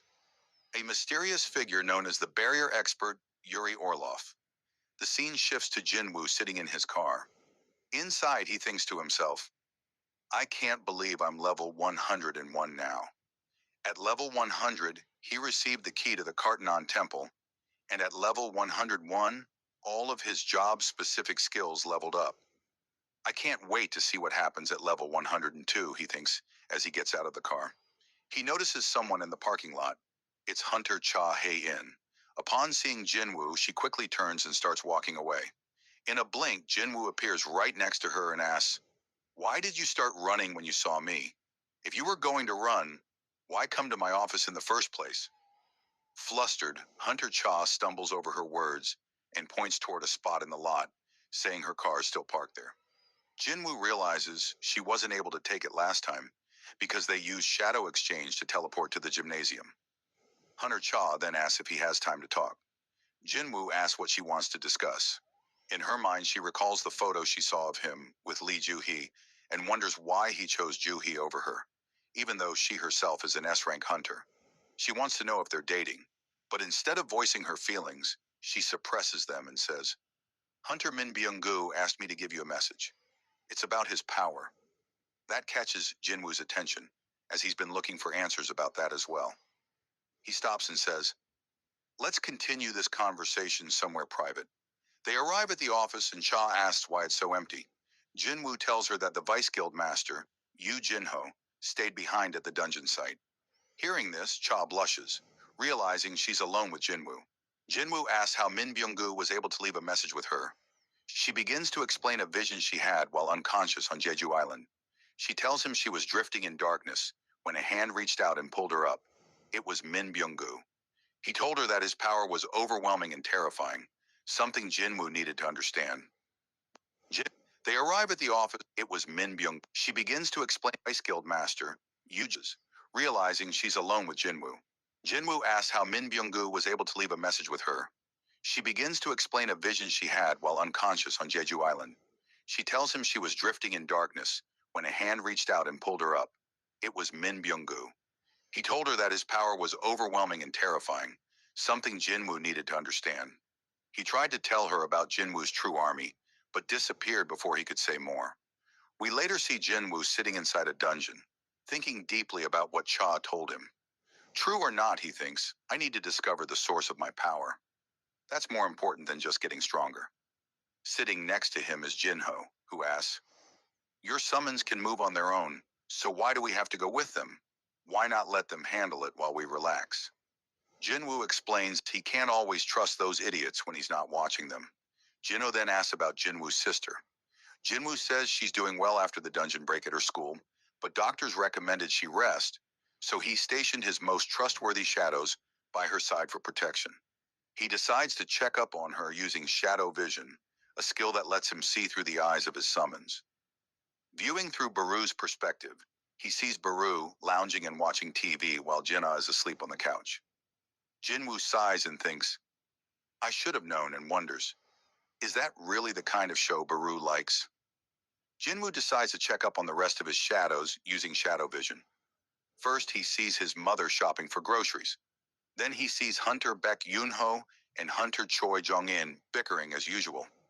After that, he shifts his focus to Hunter Cha, only to see her in the shower. Startled, he immediately stops using the ability. Yu Jinho, sitting nearby, asks, "Did you fall asleep?" When you don't have time for dirt, reach for with a new scrubbing strip to effortlessly zap those pesky splats. Time's up for dirt with Flash Speed Mop. Back to clean in a flash. When you have nausea, heartburn, indigestion, upset stomach, diarrhea. At the first sign of discomfort, Pepto-Bismol coats and soothes your stomach. Pepto-Bismol. Pink does more than you think. But Jinwoo is deep in thought, slightly embarrassed. I better apologize to her, he thinks. Maybe I should buy her lunch sometime. Meanwhile, Jinho tells him about a new issue. An S-rank gate has appeared in Shinjuku, Japan, and there are less than 3 days left before a dungeon break. The Japanese government is urgently summoning hunters from all over. Jinho asks if they contacted Jinwoo. Jinwoo replies that they did, but there's something more pressing he's considering right now. As they talk, the dungeon they're in begins to rumble, prompting them to prepare to leave. Scenes shift to Japan as we see Yuri Orlov, a national-level hunter from Russia, introducing himself to Sugimoto, a Japanese official. He boasts, "I am the greatest support-type hunter in the world." He continues mockingly, "I read the report from the Short Sword Guild. It was a good decision to evacuate the civilians. But is it true that Japan could only spare 6 S-rank hunters for this operation?" Sugimoto confirms. Due to the appearance of multiple A-rank gates across the country, each guild was forced to leave at least 1 S-rank hunter behind to protect their own territories. Even their guild is leaving one behind, while 3 others join the Shinjuku mission. Hearing this, Orlov scoffs. Pathetic. How can you protect your country like this? He then adds, I'll hold back the gate for you, as long as you want. My fee, $3.6 billion a year, $10 million a day. Shocked, Sugimoto asks, You're seriously charging that much? Yuri smirks and replies, Compared to Thomas Andre, who's asking for $36 trillion, I'm a bargain. Minoru, one of the Japanese hunters, turns to Kanzaki and asks what the drunk is saying. Kanzaki, who knows Russian, answers, I'm not entirely sure, but I can tell it's nothing good. Yuri then says bluntly, Are you trying to save your country or save your money? He insults the other Japanese hunters standing nearby, prompting Minoru to step forward, asking, Did he just insult us? Kanzaki replies, I didn't understand the words, but the meaning was clear enough. Suddenly, they find themselves trapped inside a magical barrier, unable to move. Yuri calmly says, You won't be able to take a single step without my permission. Minoru struggles and wonders how an S-rank hunter like him could be restrained so easily. With a smug grin, Yuri turns back to Sugimoto, saying, I'll stop your S-rank gate. I'll even let them go, free of charge. How about that? Sugimoto, left with no better option, reluctantly agrees. I've confirmed your abilities, but I need to make a call first. Back in Korea, we see Jinwoo getting ready to enter the double dungeon. As he prepares, his mother gently asks, Your mother doesn't have to worry about anything. Right. Jinwoo smiles and reassures her. Don't worry, I just have an appointment. Once the timer on the key runs out, its destination is revealed. The gate's location, Gina's school. Jinwoo quickly heads there. Upon arrival, he spots several Hunter Association agents standing guard outside the gate. He walks up to them and asks, How long has this gate been here? One of the agents replies, 3 days. It's just a C-rank gate. A Hunter assault squad entered it about 2 hours ago. Jinwoo immediately tells them, You need to call them back. They're in danger. If they stay inside, they'll die. Without wasting time, he begins to enter the gate. I'll return with the assault squad. Meanwhile, the assault squad has already made their way through the dungeon. They come to a halt in front of the boss room, but the door is locked. They try everything, including magic, but nothing works. As they're discussing what to do next, a voice calls out from behind them. It's a trap. Startled, the squad turns around to find Jinwoo standing there. Suspicious, they ask, Who are you? What are you doing in this dungeon? Jinwoo calmly answers, I'm a survivor of a double dungeon. One of the hunters suddenly recognizes him. Wait, are you the new S-rank hunter of Korea? Jinwoo nods and tells them, This place is extremely dangerous. You all need to leave. I'll handle things from here. He approaches the door and sees a system notification. The gate to the Kartanon temple is currently locked. Please insert the key. Jinwoo takes out the temple key, thinking to himself, This is different from the last time. As the door opens, the other hunters stare in disbelief. How did he open it? It wouldn't even budge for us. One of them steps forward and says, This dungeon was purchased by the Dragon Guild. It's their property. You have no right to order us around. The others echo similar thoughts. Jinwoo replies firmly, I won't stop you. Anyone who wishes to enter the gate, please feel free to enter. One of the hunters steps forward and enters the room. Instantly, Jinwoo receives a system alert. An individual without the temple key has entered. Access denied. Suddenly, a stone statue comes to life and swings its massive sword toward the intruder. Just in time, Jinwoo grabs the hunter from behind and pulls him out of the room, saving his life. He looks at them all and says, Every monster in this dungeon is like that. Are you still willing to enter? Turning back toward the gate, Jinwoo instructs the squad. Contact the Hunter Association immediately. Tell them a double dungeon has appeared. With that, he enters the boss room alone. The door slams shut behind him, sealing him in. As he steps inside, the room begins to light up. Your Just Clean bathroom smells great until the next flush. Use Febreze Bathroom. Flip to activate. No batteries or electricity needed. Febreze Bathroom is a unique liquid diffuser that constantly fights odors and freshens for up to 50 days. Enjoy Just Clean freshness feeling for longer with Febreze Bathroom. No money works for Zlatan, and not Zlatan for money. Dozens of stone statues stand silently around him, casting long shadows. Among them, a winged statue holds a stone slab with inscriptions. At the center of the room, an entity sits motionless, surrounded by the statues. Jinwoo steps forward and speaks to himself. This is where it all began. I've returned, but it feels different now. I can feel it in my bones. Looking at the statues, he says, these aren't monsters, nor are they living beings. They're just puppets. Puppets controlled by something or someone. He senses only one source of magic in the room and walks toward it, asking, won't you say anything? Why won't you answer me? Suddenly, the winged statue comes to life and says, at last, you have arrived. Meanwhile, in Japan, Yuri Orlov has just landed at the airport. As he's swarmed by the press, they ask how he plans to block off the gate. He explains that he'll use the same strategy he's used before, drawing a massive magic circle around the gate and pouring his mana into it, preventing anything inside from escaping.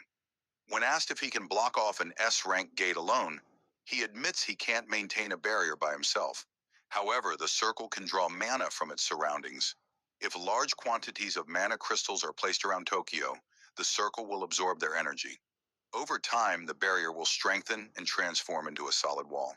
Facing the cameras, Orlov confidently says, I'm going to save your lives, so make sure you remember that. Chairman Go Gun-hee, watching the interview, comments, I'm not sure if he can block an S-rank gate, but I'm sure of what will happen if he fails. He then asks Woo Jin-chul what hunter Sung Jinwoo has been up to. Woo reports that Jinwoo is currently raiding gates in Seoul. He adds that the Ajin Guild has requested permits for all gates marked on a list. However, those gates are located in districts managed by the White Tiger Guild, Hunters Guild, and Fiend Guild, which may cause some friction. Despite this, the chairman gives his approval. Woo Jin-chul then excuses himself to take a call. The caller reports another gate appearing at a school recently attacked by orcs. While it doesn't seem serious at first, a double dungeon has been discovered inside. More importantly, Hunter Jinwoo has already entered it. Back inside the double dungeon, Jinwoo faces the moving statue, which breaks a stone slab and says, I see you have finally made it this far. Seeing this, Jinwoo asks the creature if it's okay to destroy the stone slab, and whether it was the one who summoned him here. The creature replies yes, and Jinwoo asks if it is a monster. The creature responds that Jinwoo is asking the wrong questions. Instead of asking who he is, Jinwoo should ask about the identity of himself. The being then declares that the final test will now begin. If you are still standing by the end of it, I will tell you everything. Jinwoo sees all the stone statues starting to approach. In response, he begins to summon his shadow soldiers, but the being snaps its fingers and says, that won't do. This is a test, so cheating is not allowed. You're the only one I wish to assess. I don't care about your servant's abilities. A notification appears before Jinwoo. You are no longer authorized to purchase potions or other items from the shop. You cannot use quest rewards or level up bonuses for status recovery. You may not leave this room until the final test is completed. Seeing this, Jinwoo mutters, so this is how it's gonna be. I didn't think all the cards in my hand would end up being useless. One of the stone creatures swings its weapon at him. Jinwoo thinks, I can still use my inventory. In that case, I'll defeat everyone with just my strength. Before the attack lands, Jinwoo grabs the sword mid-swing and breaks it in two with sheer force. He hurls one of the broken pieces at the creature's face, but it doesn't finish it off. As the creature begins pulling the shard from its head, Jinwoo charges forward and kicks it, driving the fragment deeper into its face. Seeing this, the other stone statues begin attacking, but Jinwoo is too fast. He dodges all their strikes, leaps into the air, and stabs one of them in the head, taking it down.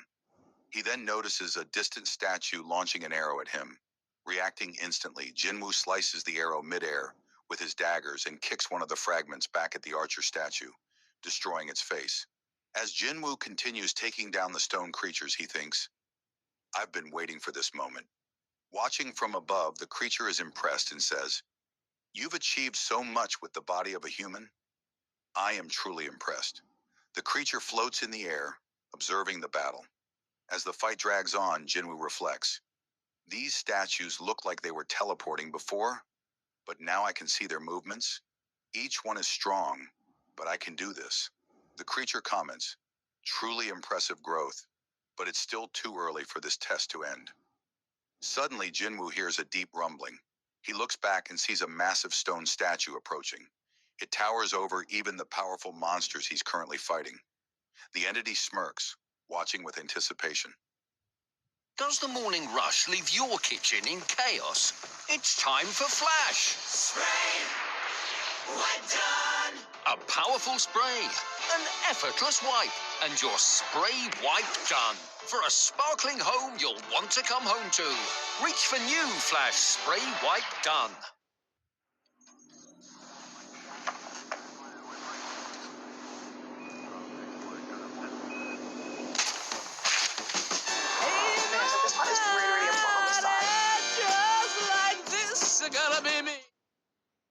The scene shifts to the chairman's office, where Go Gun-hee is in a meeting. A person hands him some documents, stating that the contract stipulates Japan will give up rights to all the Essence Stones on Jeju Island. The chairman of the Japanese Hunter Association, Matsumoto Shigeo, explains their reason for this unusual offer. They wish to hire Hunter Sung Jinwoo. Chairman Go responds that Jinwoo is not affiliated with the Korean Hunters Association. Matsumoto acknowledges this, but states that what they want from the Korean Association is simply a meeting with Jinwoo, as they've been unable to contact him directly. Hearing this, Go Gun-hee thinks, I can't believe they're willing to give up such a huge amount of money just for a chance to talk to him. He wonders if it's because they no longer have the power to block off the S-rank gate in Tokyo, now that Goto Ryuji is dead. After pondering, Chairman Go puts the documents back on the table and says, I'd like to discuss this matter without the interpreters. Speaking in fluent Japanese, he surprises Matsumoto, who asks about it. Chairman Go explains that his father ran a small business in Japan when he was young. Once the interpreters leave, Chairman Go addresses Matsumoto directly. If this is another one of your crafty tricks, I suggest you stop now. Matsumoto is shocked and asks what he means. Chairman Go says he's aware that the Blade Guild has cut ties with Matsumoto. Matsumoto jumps up in surprise and asks how he knows. Chairman Go explains that it was obvious. He noticed the Blade Guild had rejected funding from the Japanese Hunters Association and only accepted government subsidies. The Blade Guild used to be the backbone of the association under Goto Ryuji. But now that Goto is gone, the balance of power is collapsing, and the association is struggling to maintain control. He warns Matsumoto that if the gate in Tokyo isn't sealed properly, he will bear full responsibility. Chairman Go then pulls out a recording device, revealing it belonged to Goto's team. He accuses Matsumoto of malicious intentions and says everything happening in Japan, the death of Goto, the fall of the Blade Guild, internal guild conflicts, and the human cost, will fall squarely on his shoulders. When Matsumoto asks about the device, Chairman Go reveals it's connected to Matsumoto's own receiver. He crushes it with such force that the table beneath it shatters. I'm not cold-hearted enough to let an entire country and all of Asia plunge into crisis because of one man's scheming, he says, adding, You'll have to thank Hunter Jinwoo for this one. Meanwhile, back in the double dungeon, Sung Jinwoo continues fighting the stone creatures. Despite taking out many, they keep coming. He notices the giant statue in the back with glowing eyes. It's preparing an attack. Realizing he won't dodge in time, Jinwoo uses Commander's Touch to lift some statues and forms a shield. However, the massive beam disintegrates the summoned soldiers and breaks through the barrier. Barely dodging the attack, Jinwoo thinks, I won't survive a direct hit, even at my current level. He decides to go after the larger statue first. As the statue lifts its foot to stomp him, Jinwoo dashes forward, dodging the blow and leaving a crater behind. The statue smirks, thinking it has crushed Jinwoo, until he reappears and rushes in again. The statue charges another attack, but Jinwoo uses Monarch's Domain and his speed to get behind it. He combines this with Ruler's Authority, realizing the gravitational force is stronger than before. He only used a small amount of mana, but it worked on a massive target. He launches an attack using Mutilation, striking the statue's face with his Demon King's daggers, but to his shock, they barely scratch it. Frustrated, he switches to Brute Strength, targeting a crevice in the statue's head. He grabs hold and unleashes a powerful strike. which causes the creature to panic. Watching this, the winged entity says, I never thought he'd use that kind of attack against my marvelous creation. Meanwhile, Jin Woo is relentlessly punching the giant stone creature, pouring all his strength into one final blow. I'll show you what it really means to be level 103, he says. With that, he strikes the creature so hard it crashes to the ground. After taking care of the giant enemy, Jin Woo leaps down into the midst of the smaller stone monsters. They charge at him, but he uses Dominator's touch to slam them all into the ground, wiping them out effortlessly. As the room clears, Jin Woo turns his attention to the winged entity hovering over him. The entity applauds and says, That was impressive. Jin Woo remembers the promise. This being was supposed to answer his questions. However, the creature declares, The test isn't over yet. I'm still alive. Suddenly, an urgent quest notification appears. You must defeat the enemy within the allotted time. Time remaining, 10 minutes. Failing to do so will result in your heart stopping. The winged entity says, I am the final test. Jin Woo asks who he really is, and the creature, with a smirk, responds, I am the architect of the system. Are you satisfied with that answer? Outside the dungeon, Woo Jin Cheol arrives with 7 elite hunters from the Korean Hunters Association. Google Pixel 9 just captured my trip perfectly. True quality goes beyond design. It's that fresh blade feeling that lasts time after time after time. Gillette Labs, our best ever razor, with up to 30 smooth shaves per cartridge that lasts up to 50% longer than the most sold 5-bladed razor. Gillette, the best a man can get. As he nears the gate, he feels an overwhelming, bone-chilling mana radiating from it. He asks if others can feel it too, and realizes it's unlike anything they've sensed before. He checks with the team to see which guilds are on standby, and learns that the Hunter Guild is ready to raid. When asked about the 2 S-rank hunters, he's told that both Hunter Cha Hai-in and Hunter Choi Jong-in have agreed to participate. He orders them to join the raid, knowing how dire the situation could be. Inside, Jin Woo prepares for his showdown with the architect. The creature transforms its wings and arms and charges with immense speed, landing a powerful punch that sends Jin Woo flying into a wall. Without giving him a moment to recover, the architect continues the assault. Jin Woo manages to dodge and tries to create distance. The architect launches a barrage of punches, but Jin Woo blocks them all. Impressive, the creature admits. You're exceeding my expectations. He then punches Jin Woo in the face, thinking the fight is over, only to be shocked when Jin Woo charges back and delivers a brutal punch that knocks the architect back several feet. I never thought I'd have this much fun fighting a human. The architect grins. I never believed a human could be a worthy opponent. Jin Woo thinks to himself, this guy invited me here as soon as I reached level 100. He probably thought I wouldn't stand a chance. But I can do this. He demands answers. Why did you create the system? Why did you choose me as its player? What's happening to this world? The architect lunges at Jin Woo again, saying, maybe you think you won't get answers if you kill me. Jin Woo tries to maintain distance, realizing that close combat is dangerous.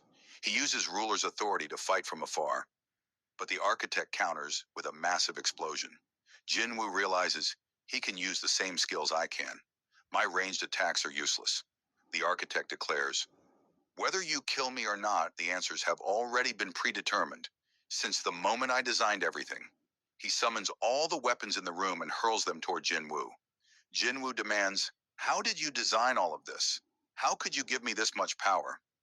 The architect calmly responds, I didn't choose you. In fact, I was against it. I'm merely the architect and moderator of the player selection system. With 6 minutes remaining, Jin Woo knows he has no time left to stall. He resolves to face the architect head on. The architect ascends and says, I'll use my full power for the rest of this fight. He charges forward, but Jin Woo vanishes and reappears, dodging the flurry of attacks with supernatural precision. How are my senses getting sharper? Jin Woo wonders. I can sense every move he makes. He lands a clean strike on the architect's face. The architect is stunned. I'm using full force. How is he keeping up? He's even getting faster. Jin Woo slices off one of the architect's arms. The architect realizes this is a fake body. yet he can still make me feel pain. Looking at Jin Woo more closely, he thinks, so that's why he was chosen. It's just a fraction, but it's in there. In rage, the architect screams, "You're just a mere human. How dare you?" and resurrects all the stone soldiers. With 3 minutes left, Jin Woo rushes into battle again. He uses ruler's authority to sweep through the revived enemies. A massive statue tries to punch him, but he dodges, closes in on the architect, and attacks with overwhelming speed, cutting off another of its arms. The architect counters, sending Jin Woo flying into a wall. Jin Woo turns and sees a familiar enemy, the same giant stone soldier who nearly killed him in their last encounter.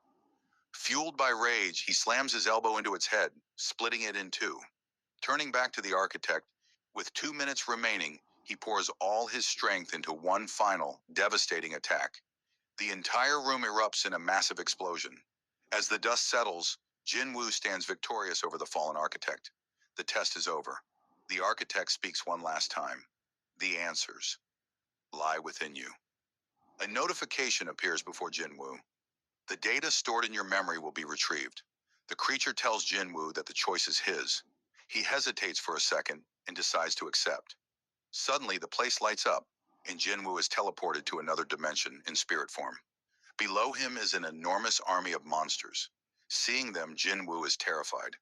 He notices that all the monsters are looking up toward the sky and wonders what has caught their attention. Turning around, he sees a gigantic gate looming in the sky. A purple sky and hordes of monsters. This can't be planet Earth. Looking closer, he notices the army is made up of ice elves, high orcs, goblins, giants, and many other types of monsters. He realizes that if this army were to pour through the gate onto Earth, humanity wouldn't stand a chance. Suddenly, the sky begins to shatter, and soldiers with angel-like wings begin descending. These are the Silver Soldiers, the army of heaven. Soon, an epic battle begins between the Silver Soldiers and the monster army. The air is filled with the clash of weapons and the sound of armor breaking. Blood stains the battlefield as war cries quickly turn into screams of agony. The Silver Soldiers are strong and are dominating the monsters. Just when it seems the battle is nearly over, the Silver Soldiers suddenly halt one by one. A new presence enters the battlefield. Jin Woo is shocked. It's the domain of a monarch. The mysterious figure begins using shadow extraction on the fallen monsters, raising them from the dead. Jin Woo realizes who this is, the Shadow Monarch. An immortal army is born from death. The monsters who had sacrificed their lives now rise again, their blood turning dark and dense, filled with newfound strength. Jin Woo is overwhelmed. He can summon so many shadow soldiers. I can't even compare. The revived monsters charge once again. Shadow and Silver armies become entangled in a fierce, explosive battle. The ground shakes. The Silver Soldiers should have won easily, but the tide turns with the appearance of a single being, the Shadow Monarch. The Monarch cuts through the Silver army with ease, using a skill Jin Woo recognizes as Dominion's authority. The Shadow Soldiers fall and rise again endlessly, wearing down their enemies through relentless resurrection. Wherever the Monarch walks, a path of destruction follows.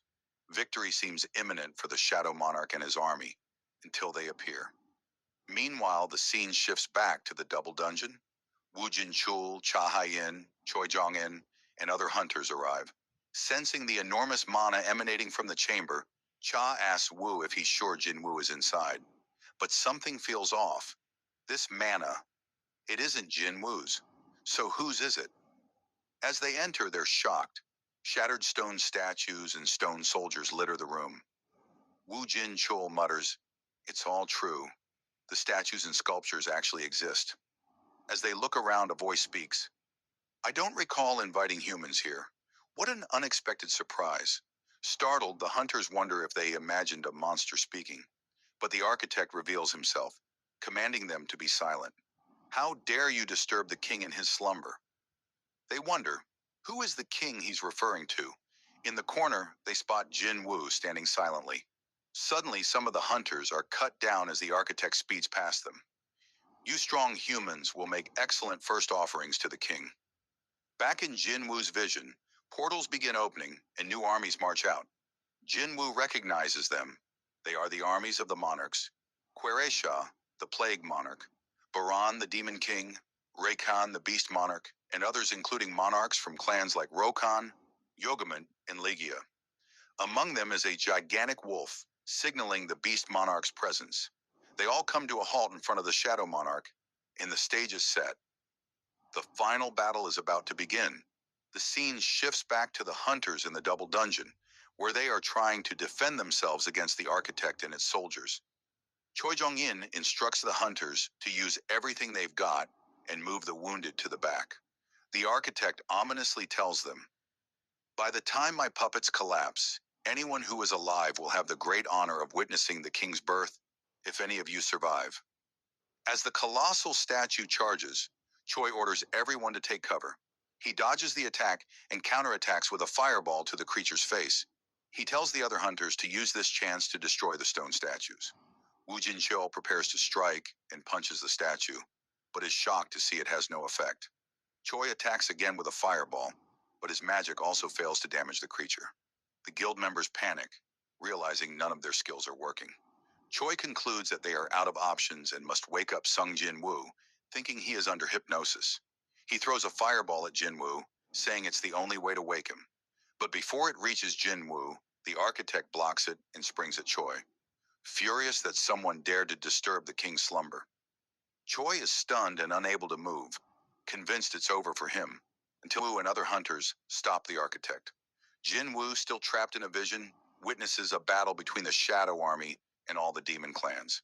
He observes that the shadows regenerate endlessly and thinks, if those had been my soldiers, I would have run out of mana by now. It's like he has a bottomless pit of it. Jinwu wonders if the Shadow Monarch wasn't on the same side as the monsters, or if there was some internal conflict. After the battlefield is silent, littered with the bodies of fallen soldiers.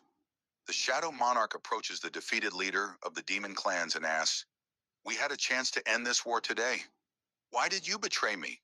The creature responds, "It's too bad I was unable to get rid of you."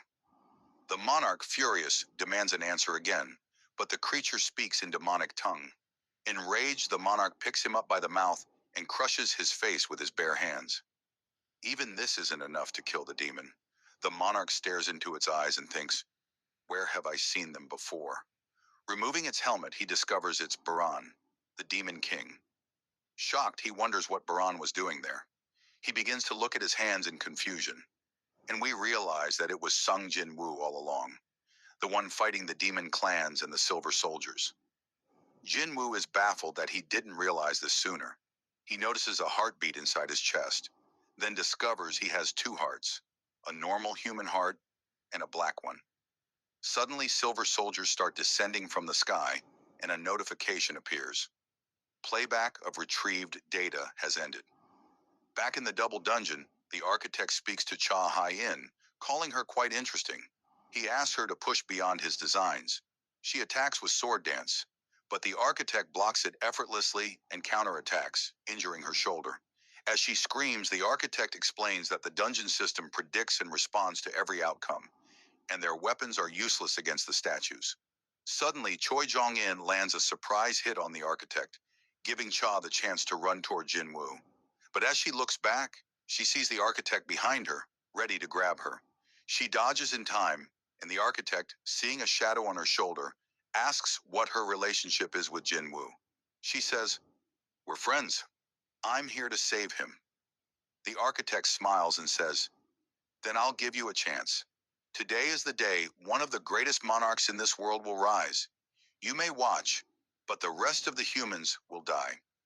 Just then, a voice responds, "Who said that?" And the architect is punched in the face by Jin-woo, shattering its mouth. As the creature falls, Jin-woo demands, "What have you done to my body?" All the hunters breathe a sigh of relief, knowing that Jin-woo is awake. As Jin-woo crushes the architect's face under his foot, the architect protests, "You're not the king. How can you control yourself, even with the black heart?" From this, Jin-woo realizes the overwhelming power is coming from the black heart. A notification appears. Mana increased by 100,000. Analyzing the architect's reaction, Jin-woo confirms this wasn't supposed to happen. The Black Heart wasn't meant to benefit him. All the data he retrieved hadn't given him a full answer. Jinwoo asked the architect, "You said you were against choosing me as a player? Why?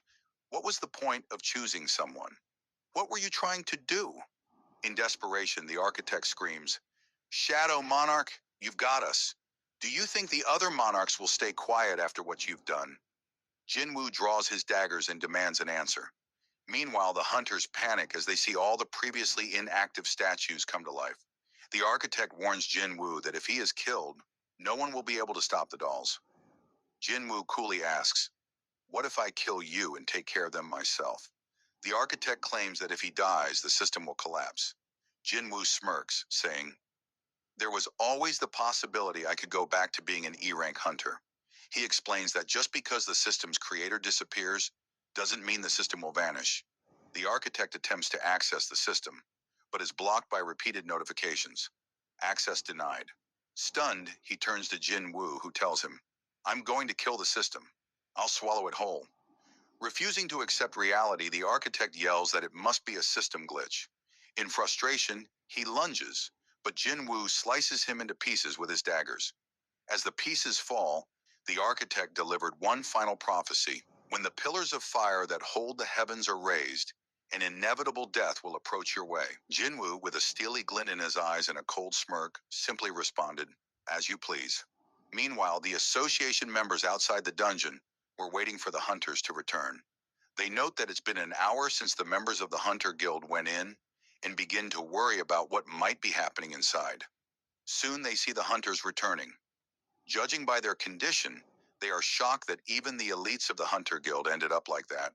They wonder what exactly happened in the C-rank gate. Wu Jincheol approached the Bravery Guild members, asking for their help in moving the bodies of the deceased. Stunned, they quickly agreed. Behind them, Jinwoo also exits the gate, thinking to himself that the system architect is now gone, and he still doesn't have all the answers to his questions. After they all make it out, Wu Jincheol tells Jinwoo that around 20 top-ranked elite hunters have died. If this had been a dungeon break, the damage would have been unimaginable. He then asks Jinwoo how he knew there was a double dungeon inside this particular gate. Jinwoo responds that the dungeon summoned him there, explaining he received a message telling him to come. Hunter Wu asks if they can see that message, but Jinwoo says it was something only visible to him. Hearing that, Wu thinks Jinwoo isn't joking, especially since he's not someone to make up stories. Cha Hai-in arrives and checks on Jinwoo, asking how he is. Jinwoo replies that he's fine, but then suddenly collapses. Everyone panics and rushes toward him. The story shifts to Japan, where trucks loaded with mana crystals are being transported to the S-rank gate. Watching this, Hunter Yuri Orlov comments that 200,000 tons of mana crystals should be enough to power the magic circle. He creates a barrier around the gate, saying that it will now gather magic power on its own. Suddenly, Yuri senses something unusual. When asked if everything is all right, he says the barrier is perfect, but he can feel a presence nearby. He calls out to whoever it is to reveal themselves, but no one responds. A man with him asks what kind of person would be bold enough to linger around a site that could experience a dungeon break at any moment. Yuri replies, "I never said it was a person." From atop a nearby building, a mysterious man observes them, commenting that Yuri has good senses. The man's name is Sung Il Hwan. He notes that everything is unfolding according to a predetermined tragedy. As the military surrounds the area, Kana asks Sugimoto why they're deploying troops, even though modern weapons are ineffective against monsters. Sugimoto explains that if Yuri fails, they'll need to stall for time, so the first wave of hunters can get ready. Kana realizes the soldiers are merely sacrificial distractions. Sugimoto remarks that as long as they're on the front lines, they're not so different. Sugimoto's gaze remained fixed on the gate. He says we're merely witnessing how powerless humans are when faced with such disasters. Meanwhile, Yuri Orlov is confident that if things go well, he can handle the S-rank gate alone. He adds that he'd like to be called the man who cleared an S-rank gate solo, but unfortunately, there's someone else more fitting for that title. He opens a bottle preparing to drink when the man behind him warns that it might not be a good idea. Yuri responds, saying he'll show him the best show he's ever seen. He takes a drink to calm his nerves. He asks how many S-rank hunters are on standby. He's told there are 15, then asks why the U.S. didn't send any S-rank hunters for backup. The man tells him that a new S-rank gate appeared on the east side of Maryland, and other gates also emerged in England and India. As they speak, the gate begins to break. Back in Korea, Jinwoo wakes up in a hospital. He sits up and sees Jin-ho, who is there to visit him. Jinwoo asks what happened, and Jin-ho starts crying, telling him he's been unconscious for 3 days. Jinwoo immediately asks about the S-rank gate in Japan. The scene shifts to the day the dungeon break occurred. Giants emerge from the gate, monsters that would normally be the final boss of an A-rank dungeon, and there were many of them. Yuri confidently uses his barrier, powered by mana crystals, to contain them. The monsters try to break out, but the barrier holds. Yuri smiles, thinking that monsters from mere A-rank gates can't breach it. But all of a sudden, his confidence turned into horror as he saw a gigantic monster approaching the barrier. With one swing of its weapon, the creature managed to slice through the barrier with ease. The story then shifts to the present, where Yu Jin-ho is explaining everything to Sung Jin-woo about the recent incidents that occurred while he was unconscious. A Chairman Yu Myung-han wakes up from sleep in his office. He asks his secretary how long he has been asleep. The man replies, 23 hours. They were prepared to take him to the hospital if he didn't wake up after 24 hours, just as he had instructed. The secretary hands him some documents containing information about the person who was cured of eternal slumber. He informs him that the patient is apparently Hunter Sung Jin-woo's mother. Hearing that, Yu Myung-han begins to suspect that Sung Jin-woo might possess the ability to cure eternal slumber. His secretary tells him someone is there to meet him. As the woman enters the room, she looks at his condition and asks how long he has been like this. Back in Japan, we see the aftermath of the dungeon break and how Hunter Yuri Orlov was devoured whole by one of the giants. The military tried to stop the creatures, but it was useless, as their weapons had no effect on the monsters from an S-rank gate. Witnessing the devastation, Japan's Hunter Association chairman, Matsumoto Shigeo, orders the remaining S-rank hunters to stop the giants from advancing, and all of them charge toward the monsters. They attempt to blind the giants by targeting their eyes, but the monsters were surprisingly fast and easily dodged their attacks. Hunter Kanai Takeda, in disbelief, wonders how such massive creatures could move so quickly. Meanwhile, back in Korea, Sung Jin-woo watches footage of the battle from his room. He reflects that, at this rate, just like during the Jeju Island raid, the whole of Asia could be in danger. He begins to consider leaving for Japan to deal with the dungeon break personally. But then, from behind, he hears a voice telling him not to go. It's his younger sister, Sung Jin-ah. He asks what she means, and she tells him she knows he's planning to leave. Jin-woo assures her that he's not going anywhere. He says he's been working too hard lately and just plans to rest for a while, telling her not to worry. Later, we see him sitting outside in the park. He summons Beru and asks about the condition of his sister. Beru replies that there is nothing abnormal about her behavior. Jin-woo, however, suspects she may be suffering from trauma. She had never tried to stop him from going on a raid before, except for his very first one 4 years ago. He wonders what he should do. As he's walking, a car stops in front of him. Fast forward, we see him inside the office of the Yujin Construction Guild, where CEO Yu Myung-han greets him and introduces himself. He places a blank check in front of Jin-woo, saying, "I'm not arrogant enough to believe money can't buy anything, especially when I'm speaking to an S-rank hunter. Please consider this a token of my sincerity." Seeing this, Jin-woo suspects whatever he's about to hear must be confidential. It's not something as simple as a guild invitation. He asks, "What do you want to buy from me?" Yu Myung-han reveals that he suffers from the same illness that afflicted Jin-woo's mother, eternal slumber. Jin-woo asks if Yu Jin-ho, his son, knows about this. Myung-han says that aside from his physician, only 3 people are aware of his condition. He explains that after searching for a cure everywhere, he discovered the only person to ever recover from the illness, Jin-woo's mother. He doesn't believe it's a coincidence and asks Jin-woo to help him, promising he will never forget his kindness. Hearing that, Jin-woo thinks about his sister, who may also need a potion to heal from her trauma. Fast forward to Japan, reporters are flying over the devastated city, documenting the destruction caused by the dungeon break.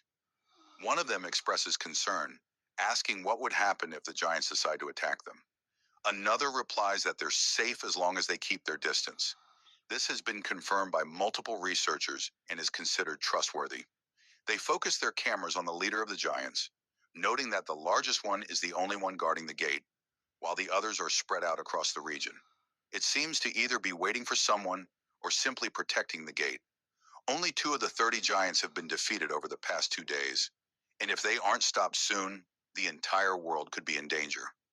Back in Korea, at Jinwoo's office, Yoo Jin-ho is shocked to hear that Sung Jin-woo is planning to go to Japan. He tries to stop him, saying this situation is different from the Jeju Island raid. The monsters are far more dangerous and abnormal in size. Jinwoo tells him that if he succeeds, the name of the Ajin Guild will gain worldwide recognition. Still, he notes that even Jin-ho, who always trusted him, is now worried.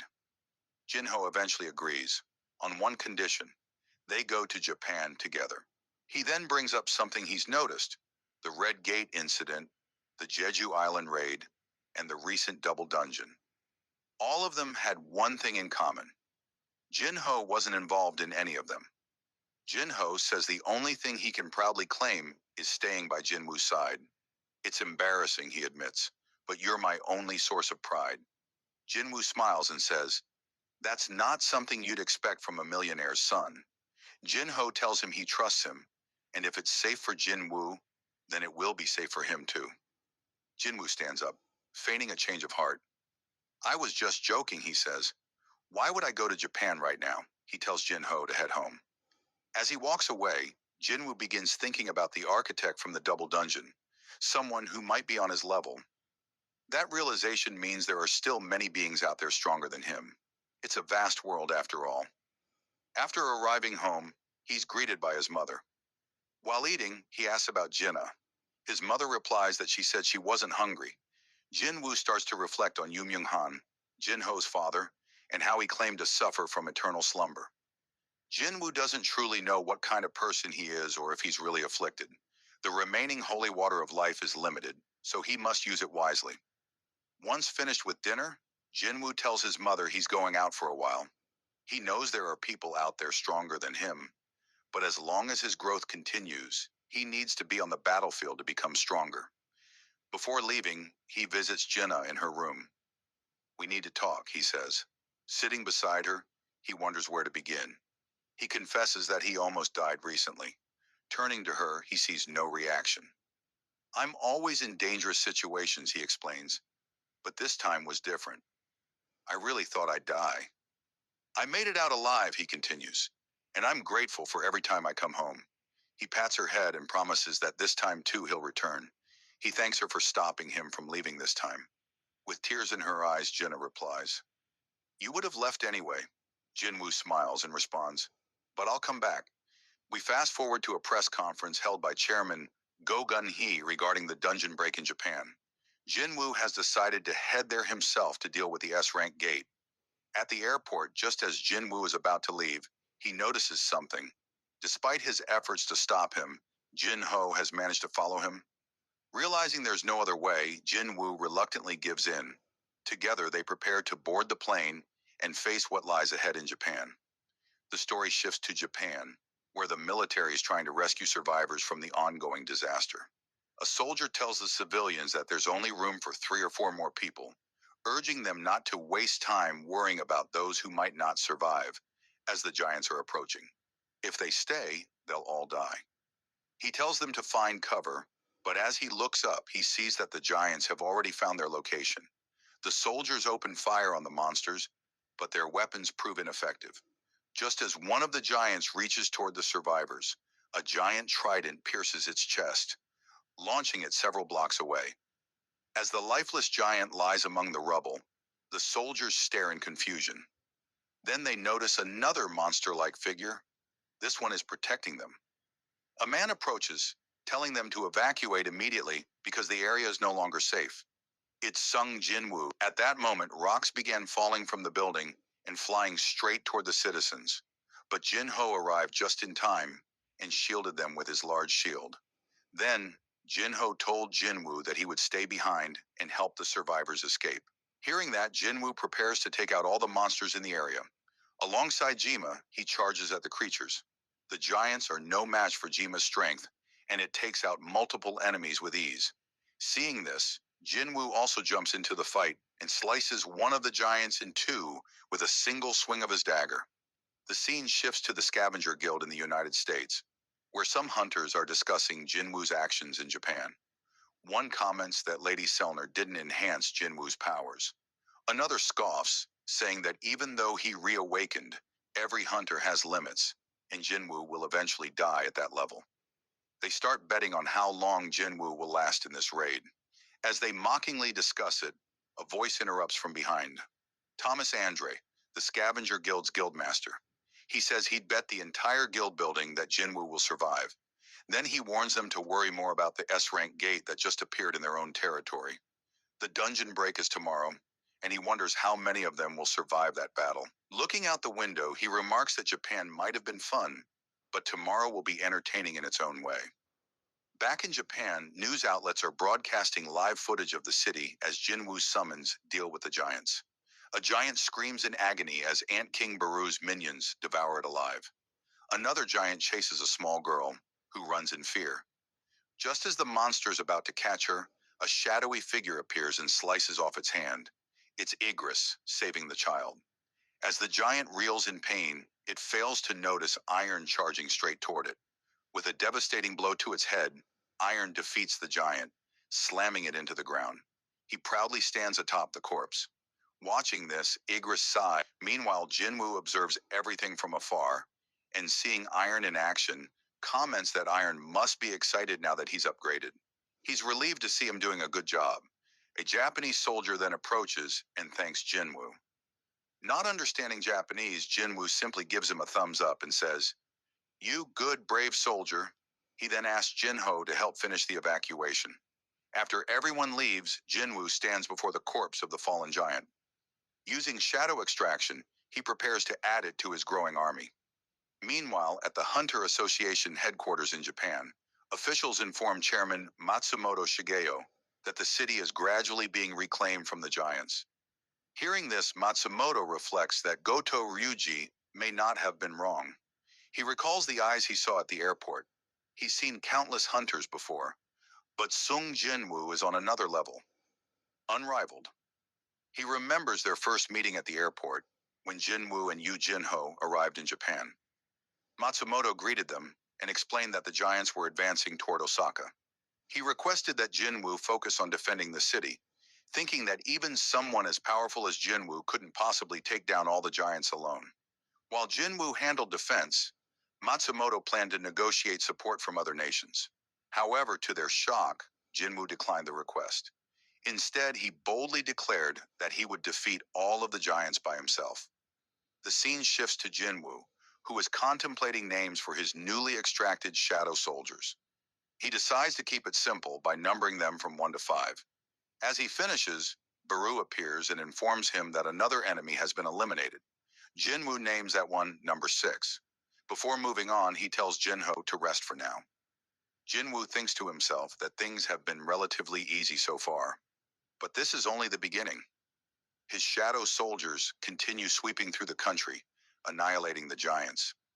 These powerful summons even heal themselves after being defeated, making them nearly unstoppable. However, due to the S-rank gate's dungeon break, other portals have appeared, releasing lower-tier monsters that are also wreaking havoc. This has made simultaneous evacuation and suppression operations extremely difficult. Fast forward 7 days later, Jinwoo and Jinho are searching for remaining survivors and giants across the city. Eventually, they arrive before the massive leader of the giants, stationed at the gate. Seeing the size and destruction, Jinho sighs and mutters that everything's ruined. Just then, they hear a familiar voice. It's Miss Hoshino Hankawa, the interpreter who previously traveled to Korea with Gotoryuji. Jinwoo asks her about the whereabouts of other hunters, but she explains that she's the only one left in Tokyo. The others are either dead or scattered. She adds that the giants have spread out across the country, but thanks to Jinwoo, most have already been annihilated. Now the remaining giants are being dealt with by hunters and Jinwoo's shadow soldiers. Jinwoo says that means only one remains, the giant guarding the gate. Looking around at the devastated city, he's reminded of the demon castle. He begins to wonder, Was this destruction a model? Did the system architect design the demon castle to reflect a possible future? But the architect is already dead, and Jinwoo hasn't received any messages or visions since. Perhaps that was his real body. Regardless, Jinwoo resolves to prevent that future from happening. That's why he trained, to wield power unmatched by anyone.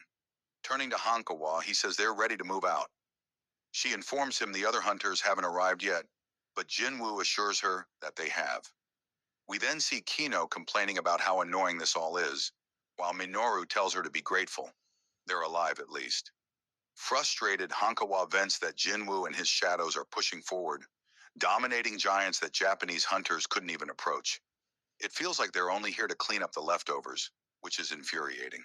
As she speaks, Jinwoo's shadow army begins returning to him, and the area becomes dense with shadows. Finally, Baru appears and kneels before Jinwoo. Jinwoo asks, "Is it done?" and then praises them. He instructs Jinho to escort Hankawa to safety.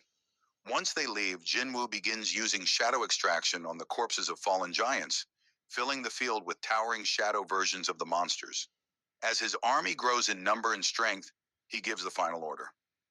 All soldiers, charge toward the final giant guarding the S-rank gate. As he gives the signal, all of his summoned shadows rush toward the creature, while Jinwoo chooses to observe the battle from a distance. The giant, sensing the incoming threat, prepares to fight and unleashes a powerful mana wave. Jinwoo is shocked as he watches the giant slice through countless shadow soldiers with ease. Observing the battle, he thinks to himself that the creature possesses incredible strength. It managed to kill 100 with a single swing. He remarks on its overwhelming magic power, even admitting that he felt an urge to flee from the intense and unpleasant pressure it exudes. He reflects that there are only two ways to rid oneself of such a feeling: run away and forget it, or eradicate the source entirely. Despite being vastly outnumbered, the giant holds its ground. The shadows can't even get close, and mana-based attacks seem useless. At one point, it casually catches a fireball with its bare hand and continues to tear through the attacking giants. When the insect-type shadows try to swarm its feet, the giant easily crushes them. Baru, enraged by the sight, prepares to join the fight, but Jinwoo stops him, saying it's not time yet. He thinks to himself that he has enough mana and needs to keep pressing until he finds the giant's weakness. He regenerates his fallen shadow soldiers, but even their solid blows do no visible damage.